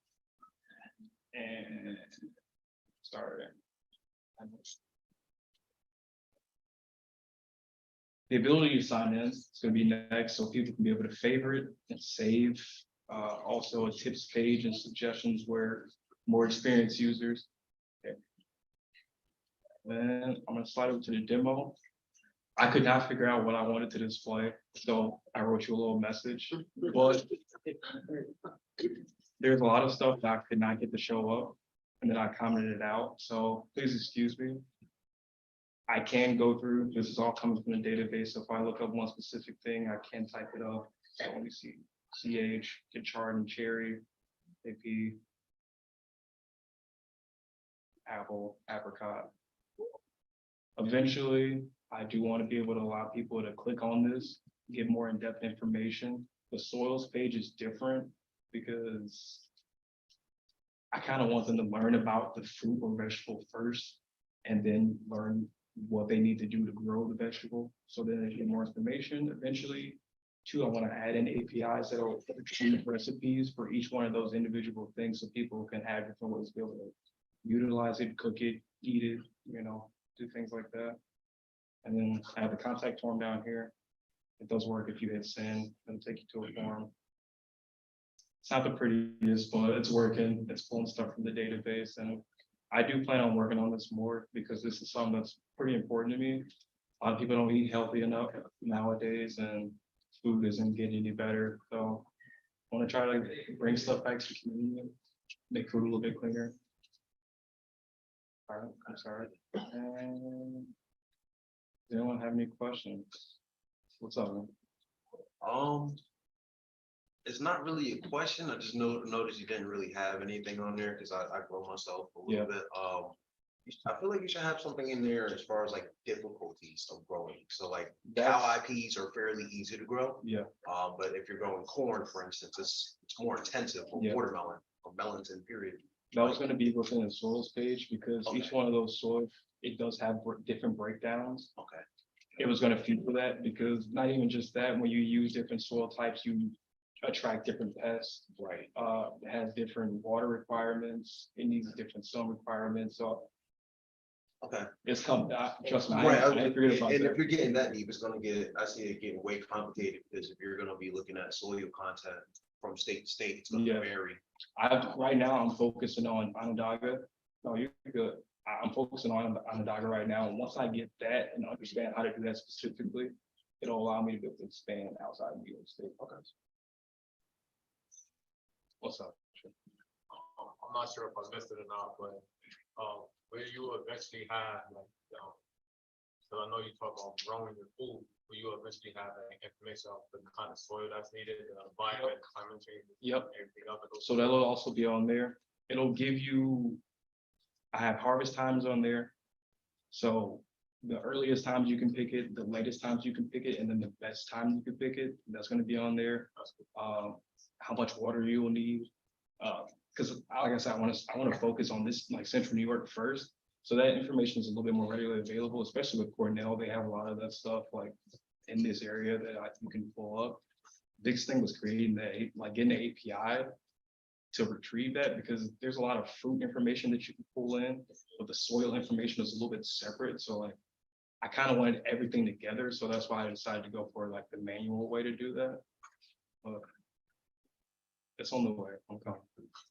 With those diseases for the plants, For the plants specifically. oh, So okay, that's also something like. I have a lot of it's in Excel chart already. It just takes a really long time to copy and paste each single one in. I spent a lot of time copying and pasting stuff from the internet. Gotta use code for it next time. Yeah. Hashtag. 100%. But that is also something I plan on fixing as well.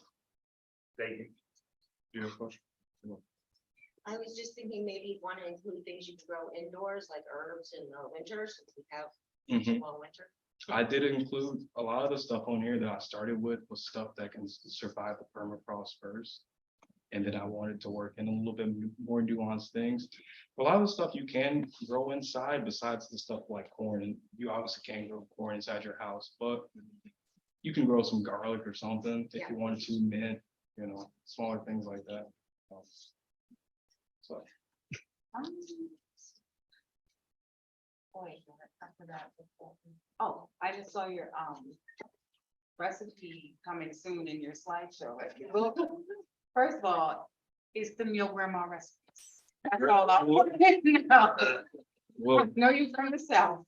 honestly, she can give me we all know they can give you the book, but it's not gonna taste the same.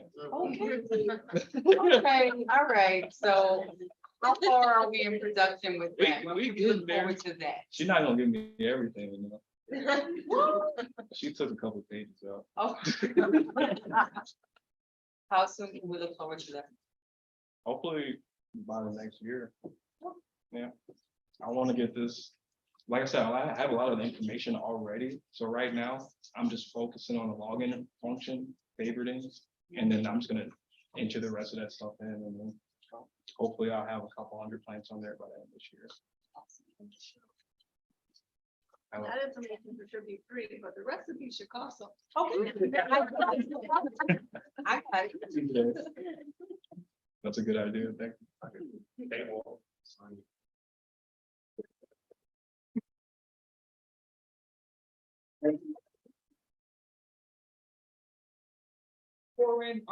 Next we have Sequoia, which came on back.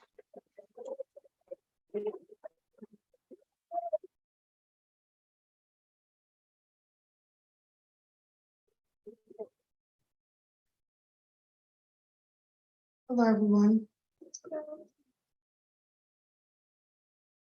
So my name is Shakota Reeves, and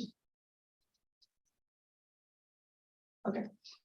So I am presenting on something that's near and dear to me, dealing with grief. And it's about healing untouched wounds. So here's my contact information. So a little bit about me, I'm an educator by trade. I teach special ed. I'm also a business owner of a company called Divine Healing, LLC.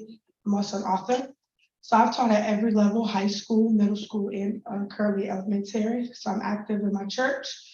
I decided to apply for the Careers and Code Boot Camp because I want to know more about web development. And since I own my own company, I wanted to cut out the middleman with building websites and things of that nature. So I wanted to learn for myself. So outside the boot camp, I like to bake, cook, and hang out with my friends. So the problem that I am solving is something that deals with therapy. So historically, therapy has been a taboo topic in the Black and Brown community in upstate New York. And so I'm interested in this because in 2013, I lost my mother 3 months shy to my undergraduate career. And that was a very big blow. I didn't really know how to deal with the grief because it's just something that we didn't really talk about in my family because we're a religious family, a Christian family, so we didn't really talk about like therapy or anything like that. And so after my first nervous breakdown, and I tried to commit suicide, I decided that I needed help. And so I started going to therapy. And what motivates me to solve this problem, of course, is my mother. But a week and 5 days ago, I lost my grandmother. And that is another motivation for me to continue to do the work that I'm doing.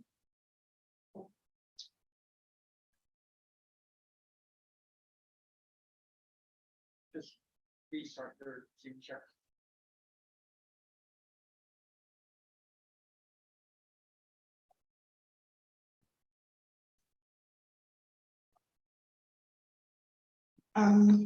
So my solution was creating a database where people could come and look up and research therapists that they would like to see. So what made me think of solving this problem was my personal story and the work that I do in community. So some skills that I learned was HTML and CSS, which I really love, vanilla JavaScript, React, and Postgres. My solution is important because in our age since COVID, we like to do things virtually. And so all of the therapists that I include are therapists that have virtual sessions. So I started with this big thing. I was gonna build the whole website and I realized that that was too much. So I scaled back and only did a small portion, which is work on the database.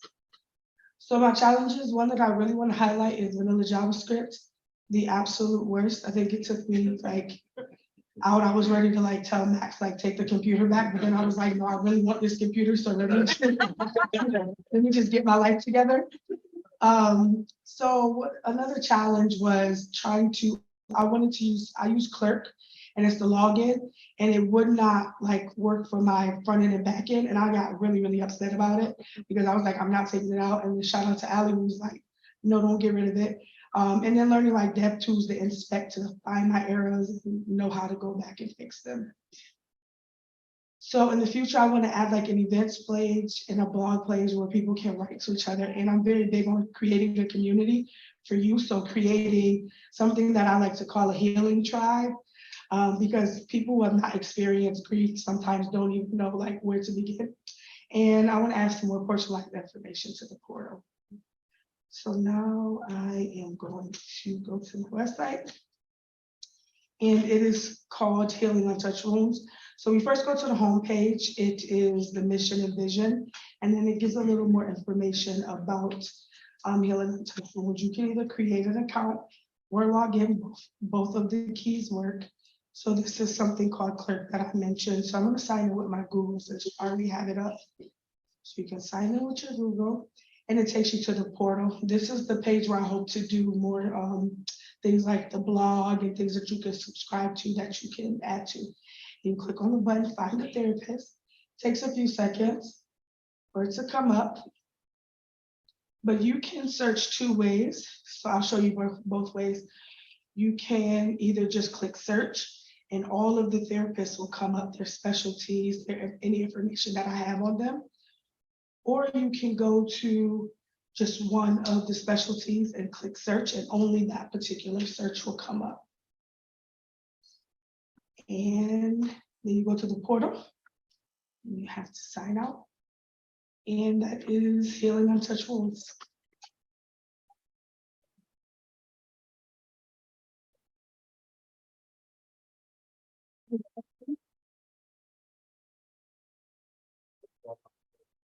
Thank you.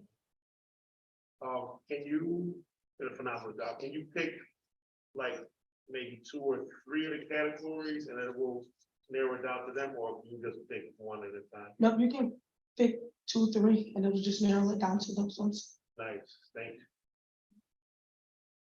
Yes, I was wondering because in the African American community, especially in New York State, prison population, you know, is overwhelmed with young men and women from the ghettos. And is that something you're looking to address as well? It is a thought.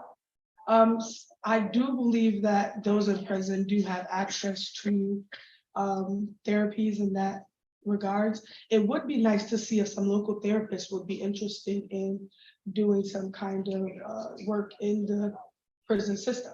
So that's something like this could work. That's a great option. In your database, do you have any fields associated with like the costs? Like what is this therapist charge, or like what insurance carriers they take?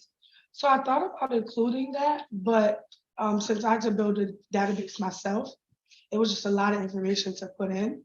And also, I was trying to find some information like to break it down, like thinking about the Black and Brown community, what kind of insurance do they have? But that information was very difficult to find, so I didn't include it. But when I did my research, I also looked at people who I felt had a very diverse amount of insurance that they accepted. So I thought about doing a tab for that, but then I was like, well, I don't even know how this is gonna work right now. So but that's a great thing to add. So after this cohort, I'm a therapist right now. Can I get an on-demand therapist with your site? So yes. So this is strictly therapists in upstate New York, ranging from Syracuse to Utica and other spots. So it's very diverse. And most of them that I put up here, I did contact to say, are you accepting people? So I figured that was something that I would do, like ask them, are they accepting patients, so that the database could be up and running and, you know, only for those who are accepting. There's like a spot like recommendation, like this person highly recommend this person. Like, when I say like I called somebody, I wasn't pleased. So I wasn't really pleased with this person. This person that I called, it was like 5-star rating. Is this something like that on it? There is nothing like that on there, but that's a great thing for me to add. A very good thing. Thank you for that.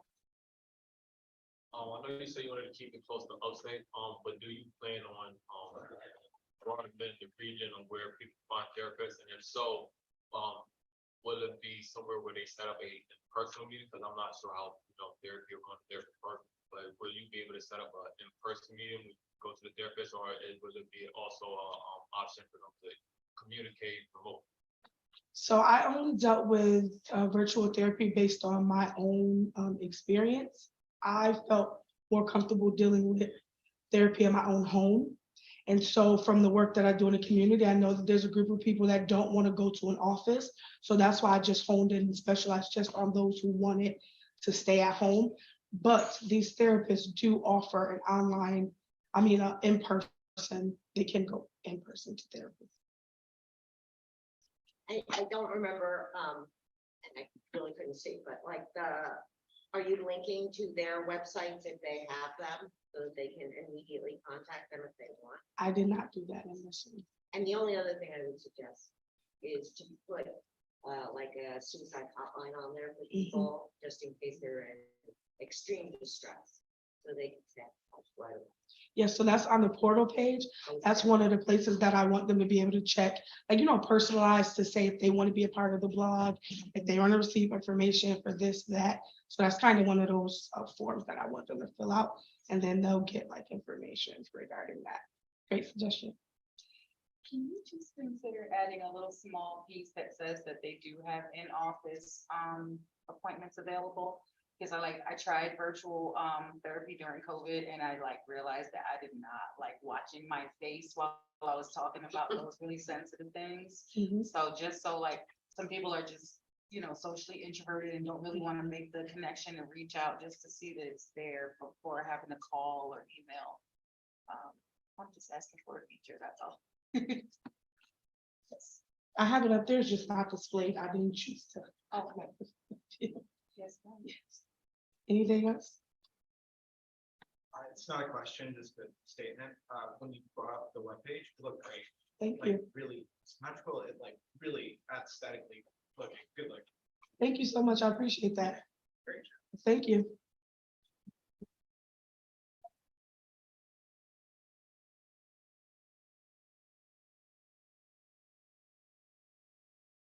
Coming to the stage, we have Taylor with Randy on deck.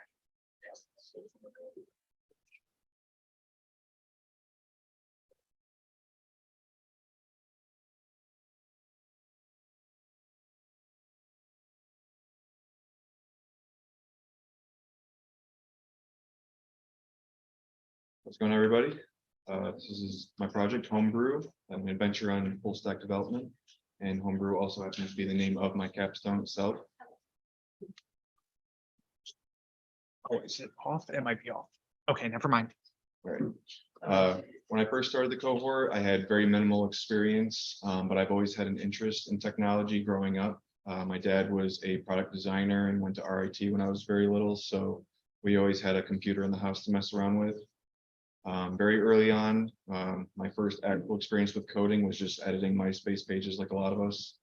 And I also self-taught myself Excel and Google Sheets in my spare time and while I was working, so that I could learn how to improve my skills in the workplace. But to continue that and practice, I decided to start my project early in Google Sheets. But JavaScript, as everyone mentioned, is a very different type of language and a different way of thinking about things than I'm used to.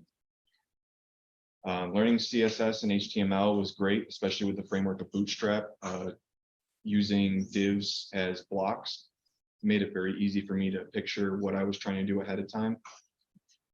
I would practice with recreating trading card game play mats, because the squares and spacings would help me wrap my head around how things work better. And I would even just go on regular websites to draw these boxes around things so that I could map out how things were going to look in my code ahead of time as well. So part of why I started this project was because when I started learning Dungeons and Dragons, it was so much coming at me every night, once a week, sometimes once a week, and after a long day of work. So coming into it was just a lot to keep track of, and I wanted to do something to make that easier for people who are learning and have been playing and don't really have the bandwidth for it so much anymore. But I started everything, as I said, in spreadsheets. It was very cool reverse engineering spreadsheets from work to figure out what kind of functions and formulas I needed to get things working. And then it was just a different story, converting it from that to what I have now. What do I have coming up next for this is I do plan on coming up with a Dungeon Masters bundle for it so that you can create your own rulings, create campaigns, and share that information between your players.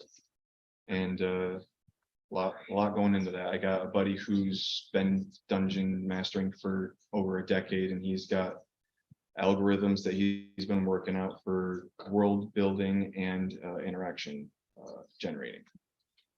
Here's my contact information, and let's move on to the demo.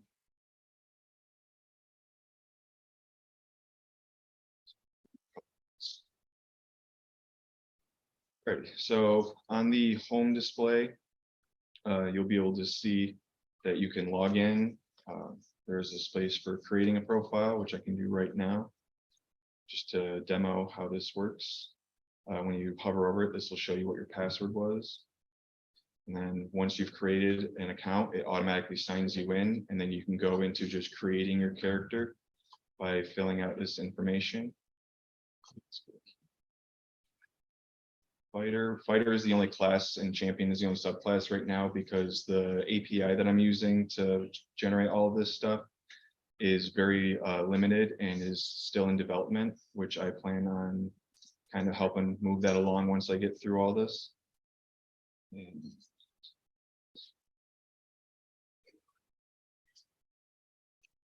got some random numbers for dice rolls for when you create your character. This information will be taken, stored into the database, and then when you load your character, it will have all that information converted into the data that you need to use for making your rolls. I was impatient and didn't wait for it to load. Once you load your adventure, it'll bring you to your first character page where it'll display all of your information at the top that you don't really change too much throughout, and also help keep track of everything you're adding to dice rolls, what dice rolls you need to make throughout the entire campaign. There's ways to add features that you pick up during your campaign and saves those to the database. You have your bag of holding, which is where you keep track of all the informations that you get along your way. Right now I have an API pulling up the list of items and then based on that generating what details pertain to that particular item. And this is a work in progress page right now where you'll pick what you have equipped and everything else you're doing and just tell you what math you need to formulate during your turns, and a way to keep track of what you have coming up, and so you can plan ahead on the trajectory of your character. And that's all I got.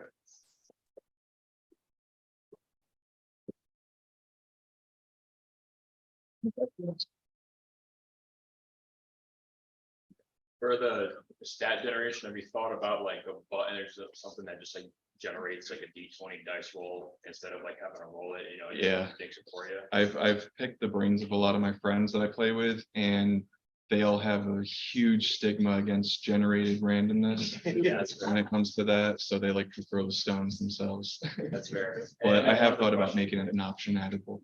Sure. One other question for you, have you thought about like, you know, like a little button that's like share with friends, like share with a group, and then you could like not only see your character, but you could see like all your friends' characters too? Or Yeah, something? actually, that's going to be part of the DM bundle where the DM can create the world. They can use already predetermined rules or make up their own edits, what they want to do. They can start a campaign, which will allow people to create characters within that campaign folder, and they can just keep track of all their information that way. Pretty cool. Thank you. What you got? We create ways for just, you know, like people to create their own world. So like I'm trying to think of the name of the show.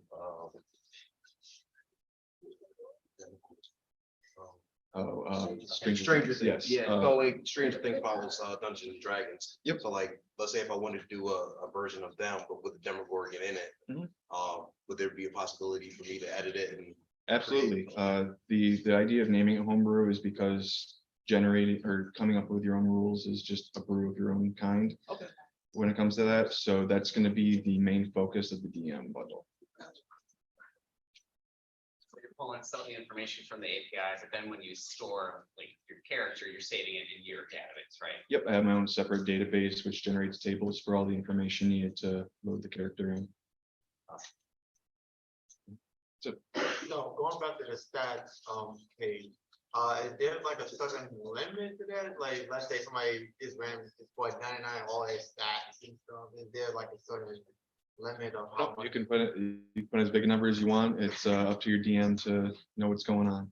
What's going on? I got a few questions. Yeah. Alright, so, the first question is this just a, like a character creation sheet for just people playing Dungeons and Dragons or is it for So right now it's just a character sheet, just so you can keep track of what you need to know as an individual player. But what was the second part of it? Will there be more to it? So that goes to my second question, because, as a gamer, I love anything that pertains to it. And Dungeons and Dragons was one of the things I've heard for many years, but I've never got into it. Every time I learn something new about it, it generates my interest more and more. So looking at this, and I've even said it when you was building this, how I was starting to get interested in whether you have maybe like a page to just kind of go over just the basic rules of Dungeons and Dragons, like they're creating a character and they're into it for the first time, but like say, well, this is what this means, this is how Dungeons and Dragons and stuff go on.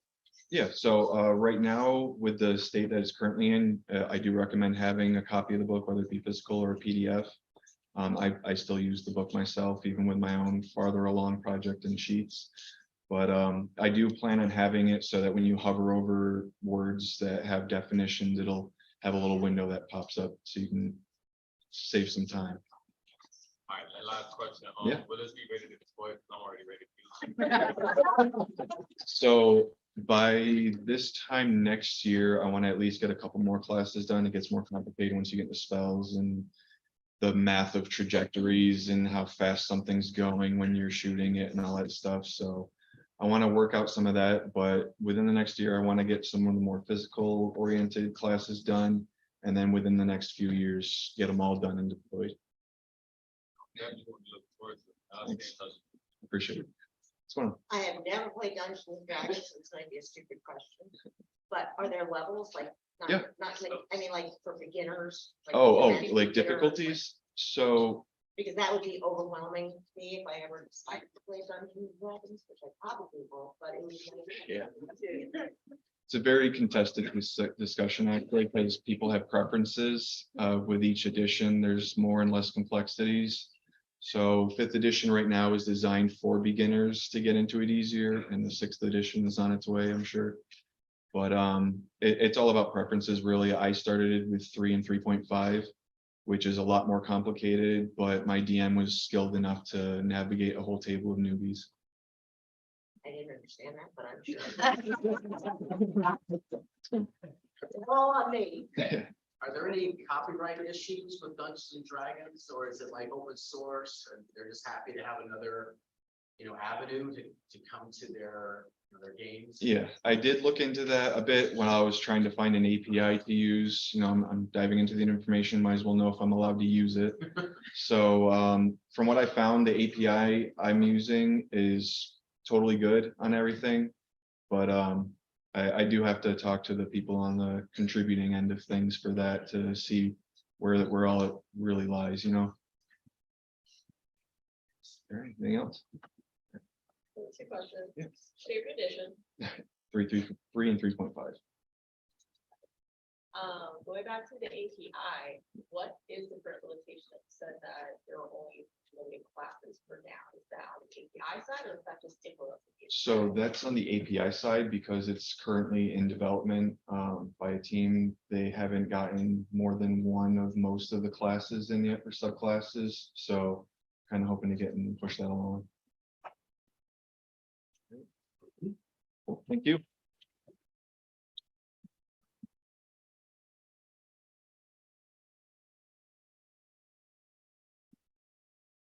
So coming to the stage, we have Brandy, and then last but not least, we have Rain.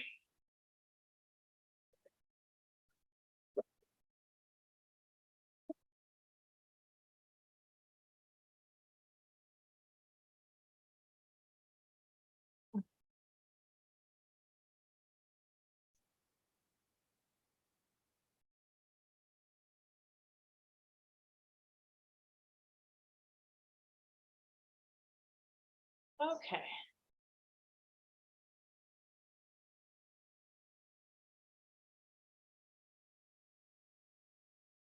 As can zoom windows. Okay. My name is Brandy Lynn, and my capstone is, it's called ASL to Go, and it's a sign language, American Sign Language reference web app.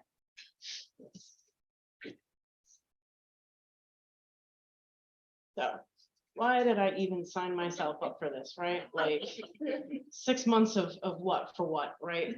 Well, at the time, I just was doing delivery driver for apps like, DoorDash, Shipped, and kept having retail-based jobs. My experience with a lot of technical stuff before this was maybe not like super high, but like most everybody else, I had my share with MySpace of creating my own page and all of that stuff. So there was that. And when the cohort started, I was living out of a friend's attic. So, and now I actually, even since the start of the cohort, I've put my life together a little bit, I guess. And I was looking for an opportunity to help me better myself, better my situation, make ends meet, all of that. And one of the cohort 4 graduates introduced the program to me and kept, I say encouraging, but also pestering more like me to apply and keep at it once I was in, even helped a bunch of us a few times. And given that I was already well acquainted with Apple to the point where many of the people that I would do class with would call it applesauce because I have so many Apple things. But it also helped me help them when they had technical difficulties. So it was even, and code is a lot like Lego and languages. And both of those I know a fair bit about. So code being like, bricks, you combine them into bigger things, and even those bricks you can put together to make more things, just like Lego. So it made it much easier for me to really grasp onto.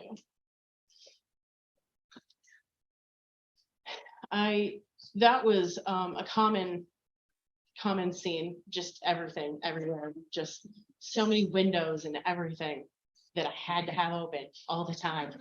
Overwhelming, but productive. But during the cohort, school is something I've always struggled with, for sure. Absolutely. And neurodivergent struggles and just all of that causing so much, and then pair it with imposter syndrome. Ooh, I can't tell you how many one-on-ones I had with Max specifically, and I would start the one-on-one, perfectly fine in minimal. I'm like, I don't know what this is. He's like, yes, you do.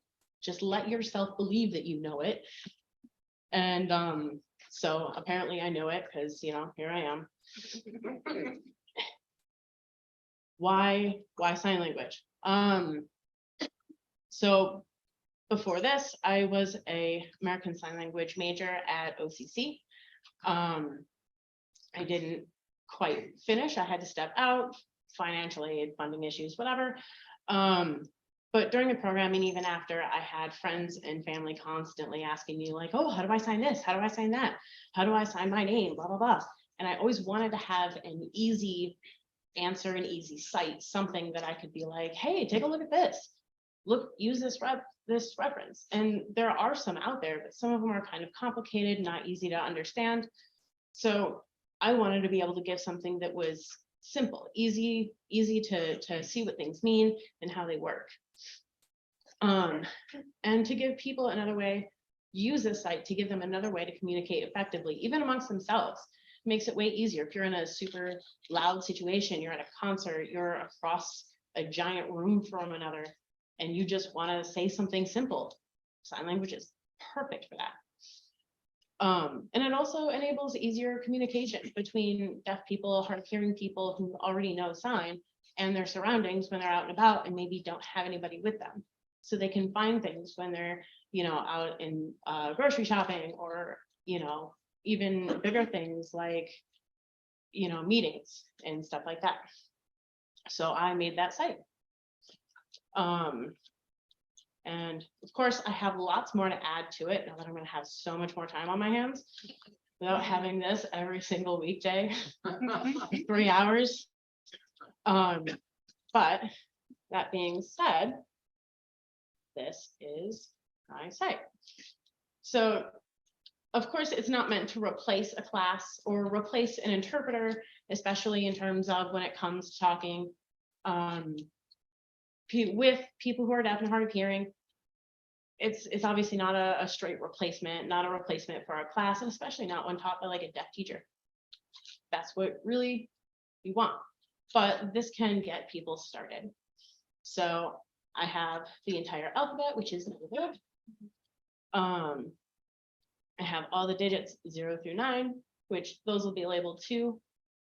I have number sets, so you can see in a video all of the numbers from 30 to 40 or any of the other ones that you choose, all in a row.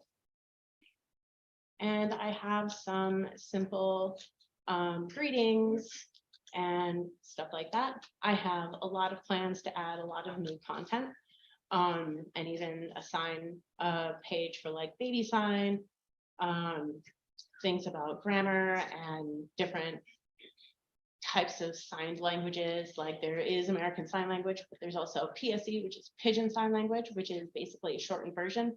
Think American Sign Language signs, but English grammar. And then there's SEE, which is signed exact English, which is basically every single word gets assigned just like English grammar.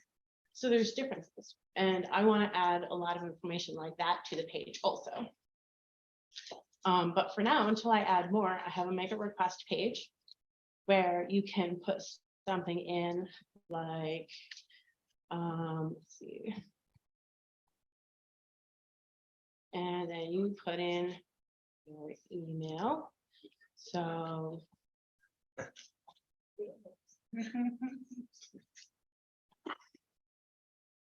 and then you can put in the details of your request. So I'm going to learn about crafting, enchanting items, and maybe how to describe things spatially, to talk about where and what to build, what materials to use, stuff like that. So then when you hit make a request, you can check it. You do have to sign in, which was its own struggle, but we got there. And so now you can see it at the bottom, the request that I just put in. And I also have the ability to delete them as needed. And when you're done, sign out. The search feature doesn't work yet, but I do have plans to make it work once I have more assigned categories and things like that. And that's it.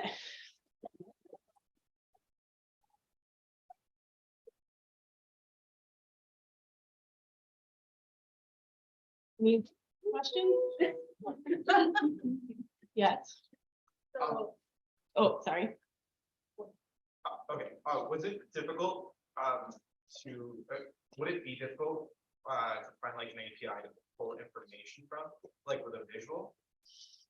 Probably. I have an idea of something I'd like to do with an API, more of a fun thing. But I'd like to take the little ASL to go up here, and I'd like to be able, when you click on it, it pops up with like a random sign or a random something to learn. They're just a little like randomizer thing. Other than that, I don't necessarily have, I'm not pulling from an API. All of the images and videos on the site, I actually created myself. So, yes. So this is my question, why did you choose to do them all yourself rather than using something, again, it might not be, the API is not there for it, but something like, I think the most common one when I had done, not OCT, but over in Florida, we had done like ASL dictionary, like 4 other websites. You could take your pick. I was really There are lots of images available on the internet in general, but not all of them are right. Not all of them are listed under the correct sign or the correct language, rather. And not to mention, there's, you know, depending on where you pull that image from, there may be copyright issues, things like that. So taking my own images, and given that I was, like I said, an ASL major, I made it most of the way. I took all the core classes, I just needed the generals. So I knew that I had the confidence to know that when I put whatever out there, it was being signed correctly. So I felt more confident in that. And then also it just makes the site more mine. Yes. I do really like your videos, and I think videos are great. You should really have on your landing page allow in sign language?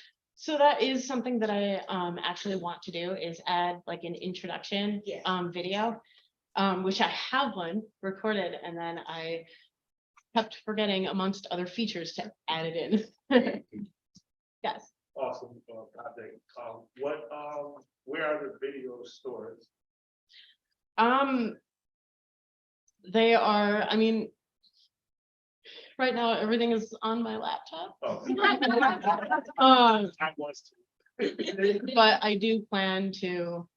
It's not entirely true. You've deployed your site. Oh, that's true. Successful on the internet. Oh, that's true. Yeah, because I'm very. That's true. Yes. Which that's technically the link to my portfolio page, but once I get this deployed as its own site, I will have that site listed on my portfolio. So it will be redirect. When you travel, can you use American Sign Language anywhere? Within the US, yes, because it's American Sign Internationally? Language. But there's also like British Sign Language, French Sign Language, and despite what most people think, American Sign Language is actually very different from British Sign Language. It's actually a lot closer to French Sign Language because the people that created it used what already existed in Martha's Vineyard way back in like 1800s, I think, and met up with a person from France who was also deaf, and together they created American Sign Language. So it's not even close to British Sign Language, which is really funny. So within the US, of course, anywhere else, not so much, but there also are regional differences too. So. Mhm. Yes. This sound over sign. Which one to do the sign, like sound over, but I think that it's, it was like, like numbers of like 20s. So right now. So right now, there's no audio in the videos. I do intend to put in more like captions and descriptions, just to help things make a little more sense. But mostly for the sake of getting everything in on time, I wanted to make sure the content was there first. Okay, thank you.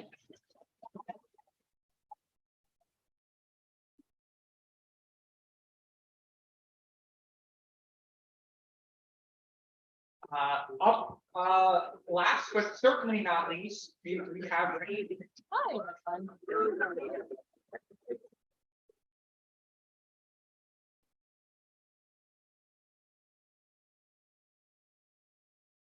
Just share the Zoom, right?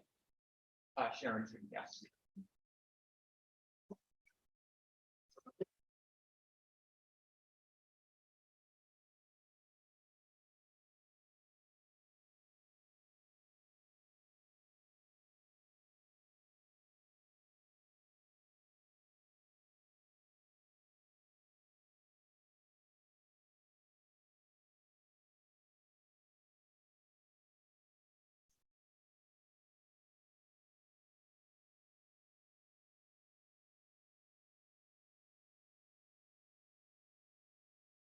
Oh, there we go.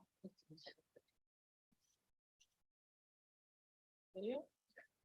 And share. Hey, can you see my screen? Yep, you're good.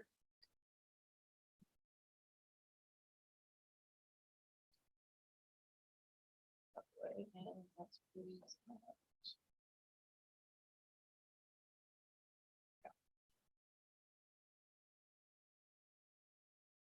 All right, hello everyone. Thank you for being so patient. Ladies and gentlemen, today I am both honored and excited to share with you a remarkable journey that has brought me here to this moment. A journey through school, sleepless nights, exciting days with my toddler, and a demanding career, all accumulating in the creation of a meal planner app using React. Now, before we dive into the app itself, I do just want to give a heartfelt gratitude to two incredible sources, my family. Thank you for being there for me. And of course, my Professor Max and the Heck Up State team, excuse me. Thank you for your patience. Let's get that straight, okay? And I'm profoundly grateful for you and the team's help. Now, my journey through school was not just about acquiring knowledge, it was a transformative experience. Like, this really has changed me. It began with a burning curiosity, and of course, my friend who so happened to be a teacher assistant, telling me about the program. As I navigated through various courses and projects, I honed in on my coding skills, I've created projects, and primarily the art of problem solving. Now, the road wasn't always smooth. Balancing a full-time career for CMS as an auditor, and getting this project done, I almost lost my head if it wasn't connected to my shoulders. I'm not gonna lie to you. But anyway, today I'm thrilled to introduce this meal planner app that was born out of a journey. And let's just get started. I have like a Dave Chappelle wrap it up pop in the back. All right, so just briefly, let's go through this PowerPoint right here. There we go. Okay, so me, hello, hi. Okay, a little bit about myself. This is my background. Okay, I'm a business owner of Milani Impacts. I work for the Center for Medicare and Medicaid as RHIT auditor. I've worked at Upstate for 10 years as an administrative assistant. Of course, we all know about HEC Upstate, Eastern Gateway College for Business Administration, and OCM both for medical assisting, phlebotomy, and EKG technician. Okay, challenges. Well, we've all talked about the challenges tonight, so I had the same challenges as well. Just let you know that. Okay, my inspiration is my little baby. Yes, I have a toddler, so I juggle a lot, and I'm very happy I made it to this point. Okay, next. So why did I even choose to do this? Because it's going to open up new career opportunities for people from my demographic that we aren't usually, we have these type of opportunities. So I definitely took advantage of it. Anyone else who would like the same opportunity, I believe there is a cohort of 6 as well. So definitely jump on it. Also, to showcase the power of coding and addressing everyday challenges, and to put coding bootcamp skills to test in a real-world application, which I'm going to show you in just a minute. Okay, so some of the things I learned was HTML, CSS, JavaScript, SQL, React, Node.js, DevOps, and saving to GitHub. Okay, so with this app that I'm going to show you, basically, I had an issue. Okay, I had my daughter and I wanted to, you know, keep myself in order, but I didn't have the time to make healthy meals. So I created this app to assist me and other people from the same type of market background with the same issues. Okay, I'm going a little fast, so let me just get to the app. Hold on 1 second. All right, so let's just go ahead and start my app. So this is Rainbow. Okay, get this out the way for you. Okay, so you go onto the website, the URL will be called www.rainbow.com. You will go ahead and input the amount of calories that your daily calorie intake, what you would like. So let's say 1,500. Okay, and you'll also have different attributes that you can choose from, such as vegetarian, vegan, pescatarian, keto, etc. I am going to add that in the future. Okay, once you click return on the amount of daily calorie intake you will like, it will populate different type of recipes that coincide with that calorie intake, as well as the carbohydrates, fat, and protein. Once you see a recipe that you like, you can simply go to recipe, and then it pulls from an API server from Spoonacular, which will then give you not only the serving pricing, how many other people liked it, its rating, but it will also give you the ingredients, the equipment that is needed to be used, the instructions, price breakdown, nutritional facts, etc. Okay. From the API server, you will also be able to actually create a meal planner on their calendar. Okay. And what I'm going to do in the future, hold on, let me just go back to my PowerPoint presentation. Finish that out. So upcoming on here, we are going to do a full deployment of that URL that I was telling you about through Netlify, as well as fly.io. We are going to create more interactive animations, user recipe submission section, user testimonials from my local database, and additional dietary preferences as well. Okay, and all right, so I mentioned the website. You can always email me at rainjones100@gmail.com and find me on LinkedIn too, Rain Milani Jones. Thank you.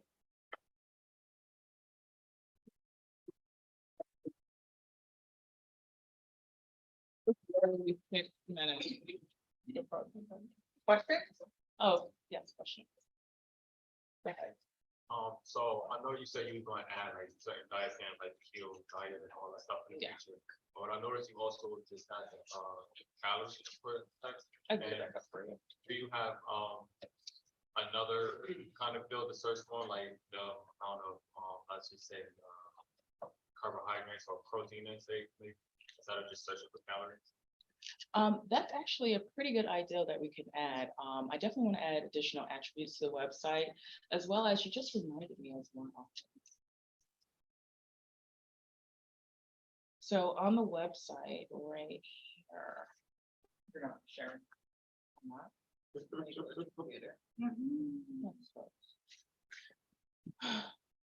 Well, on the website, I actually have a save recipe option that I added, which saves into my local database. So people can actually save the recipes that they have chose, so they can go back to them. When we add our authentication and authorization part from our hero page, they'll be able to go back to those recipes as well. And I would love to go ahead and create like some type of SQL chart or something like that, that will then categorize from recipe type, etc., cuisine, etc. Go ahead. Awesome project. When you put the calories in the meals that pop up, is that meal, take up the whole 1,500 calories? Or is it just saying that these meals are 1,500 calories or less? So the meals, once you pull them up,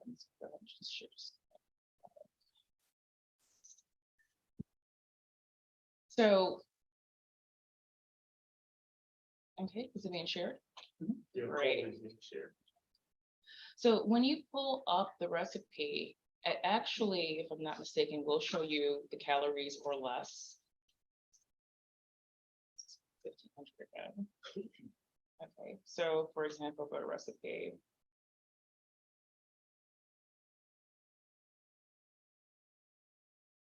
Now this is showing the kcals on here. Okay, but 316 calories. So you do have a few options that you can choose from to go ahead and, accumulate a few different recipes to add up to, the 1,500 mark. And is that per serving, like so, individual serving? That would be per serving.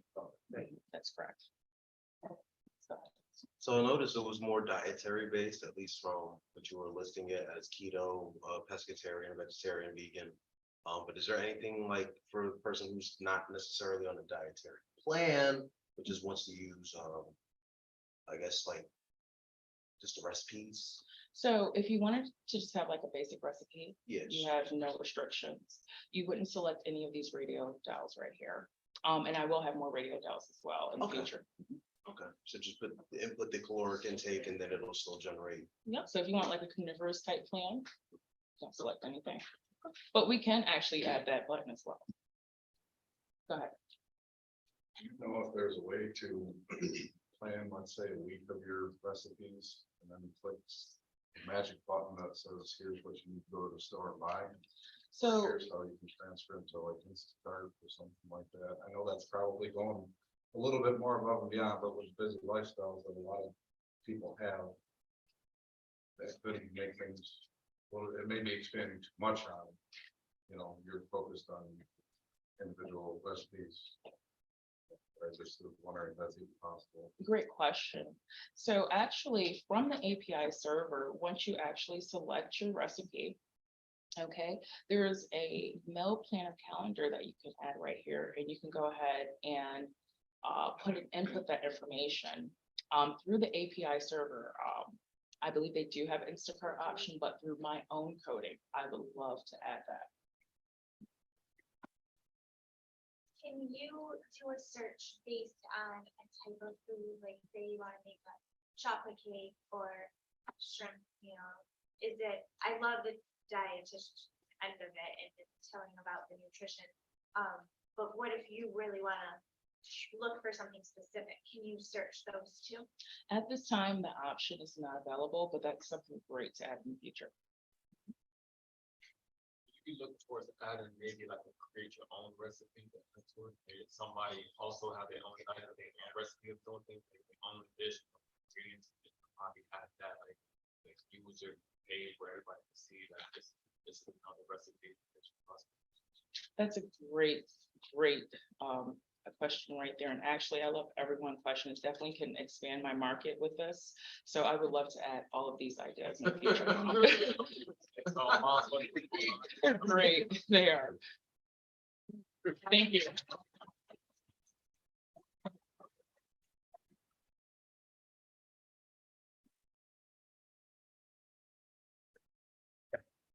I'm gonna let you do it.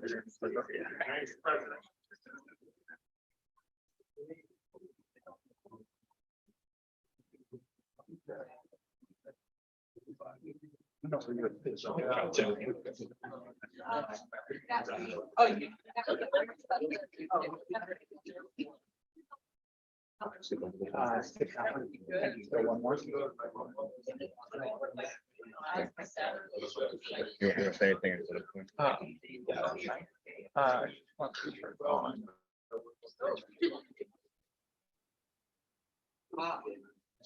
Congratulations on course 5. It's been amazing to watch you all transform into software developers over these past 24 weeks. You've all been amazing. I understand what the program is putting out both inside and outside of us.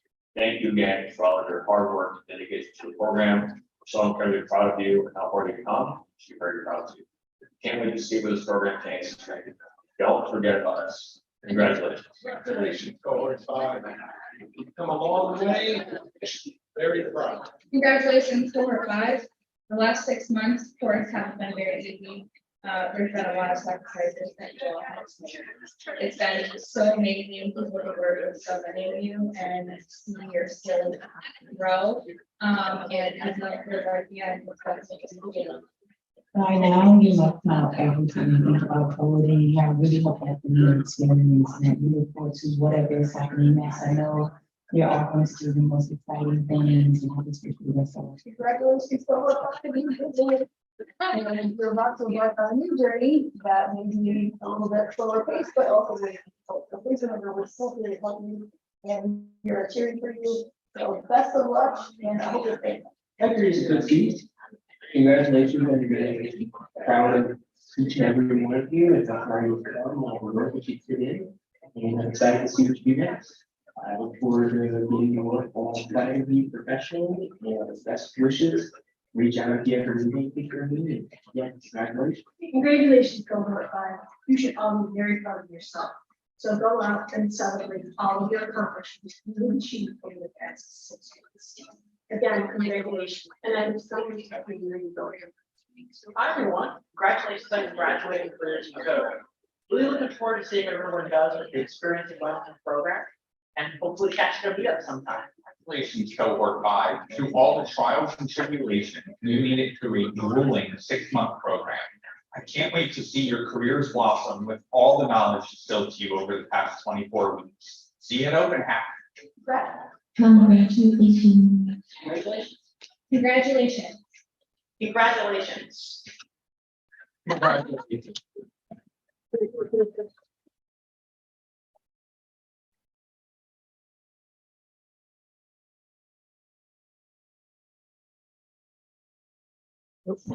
Nope.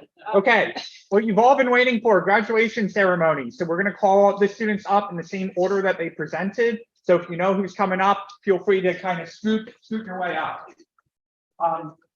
Thank you, guys. First, please, we have Natasha.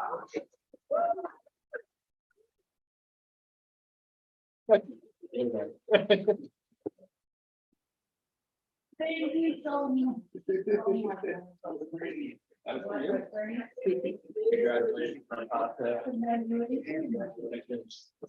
Next to the senior Danny. Yeah, We're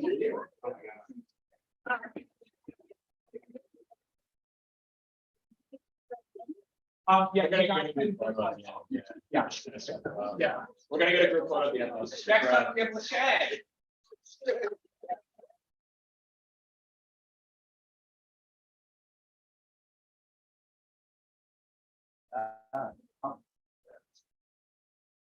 Next, we have Shannon.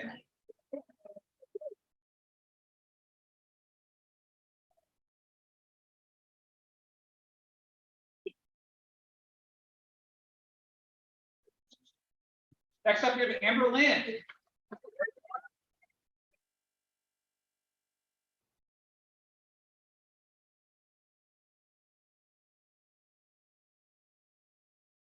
Next up, we have Tara.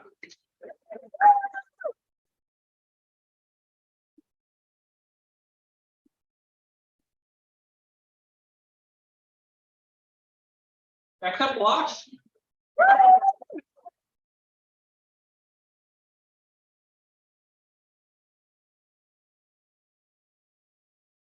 Next, we have Kenny.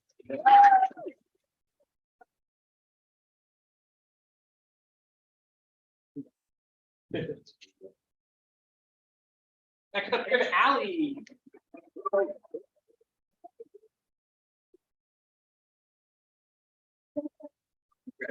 Next up, we have Corwin.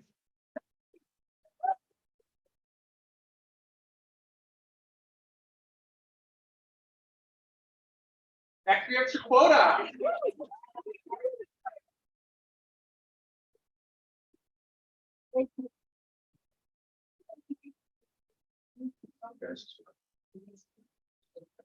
Next, we have Taylor.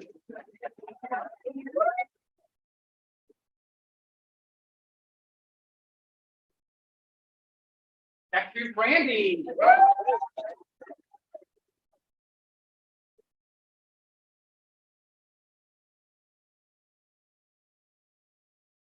Next, we have Rain.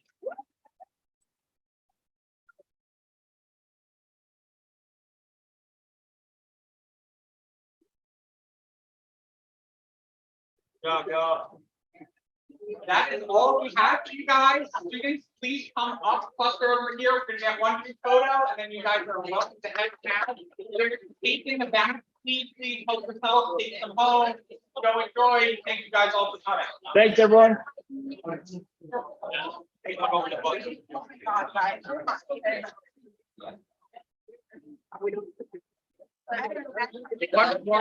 finding photo and try and get that out of the way. Oh, yeah, yeah, you're careful, it's. Come on up, you know, the photos are like 2 lines, whatever.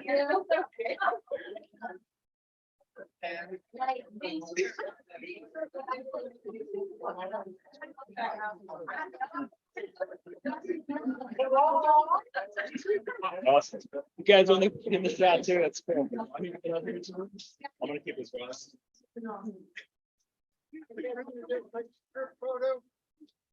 Everybody right up in me. Gotta make sure we see everybody. Can't see me? Gentlemen, back, guys, come over to this. Excellent. Back row, come forward a little bit. All right, everybody, bring up the team. Or them. Big happy. Bigger and happier. Come on, you guys think really big. I want to see some smile.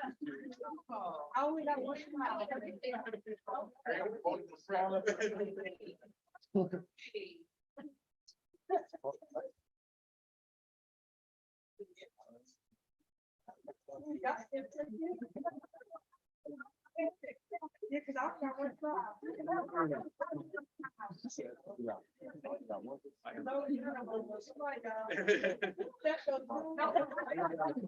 you guys.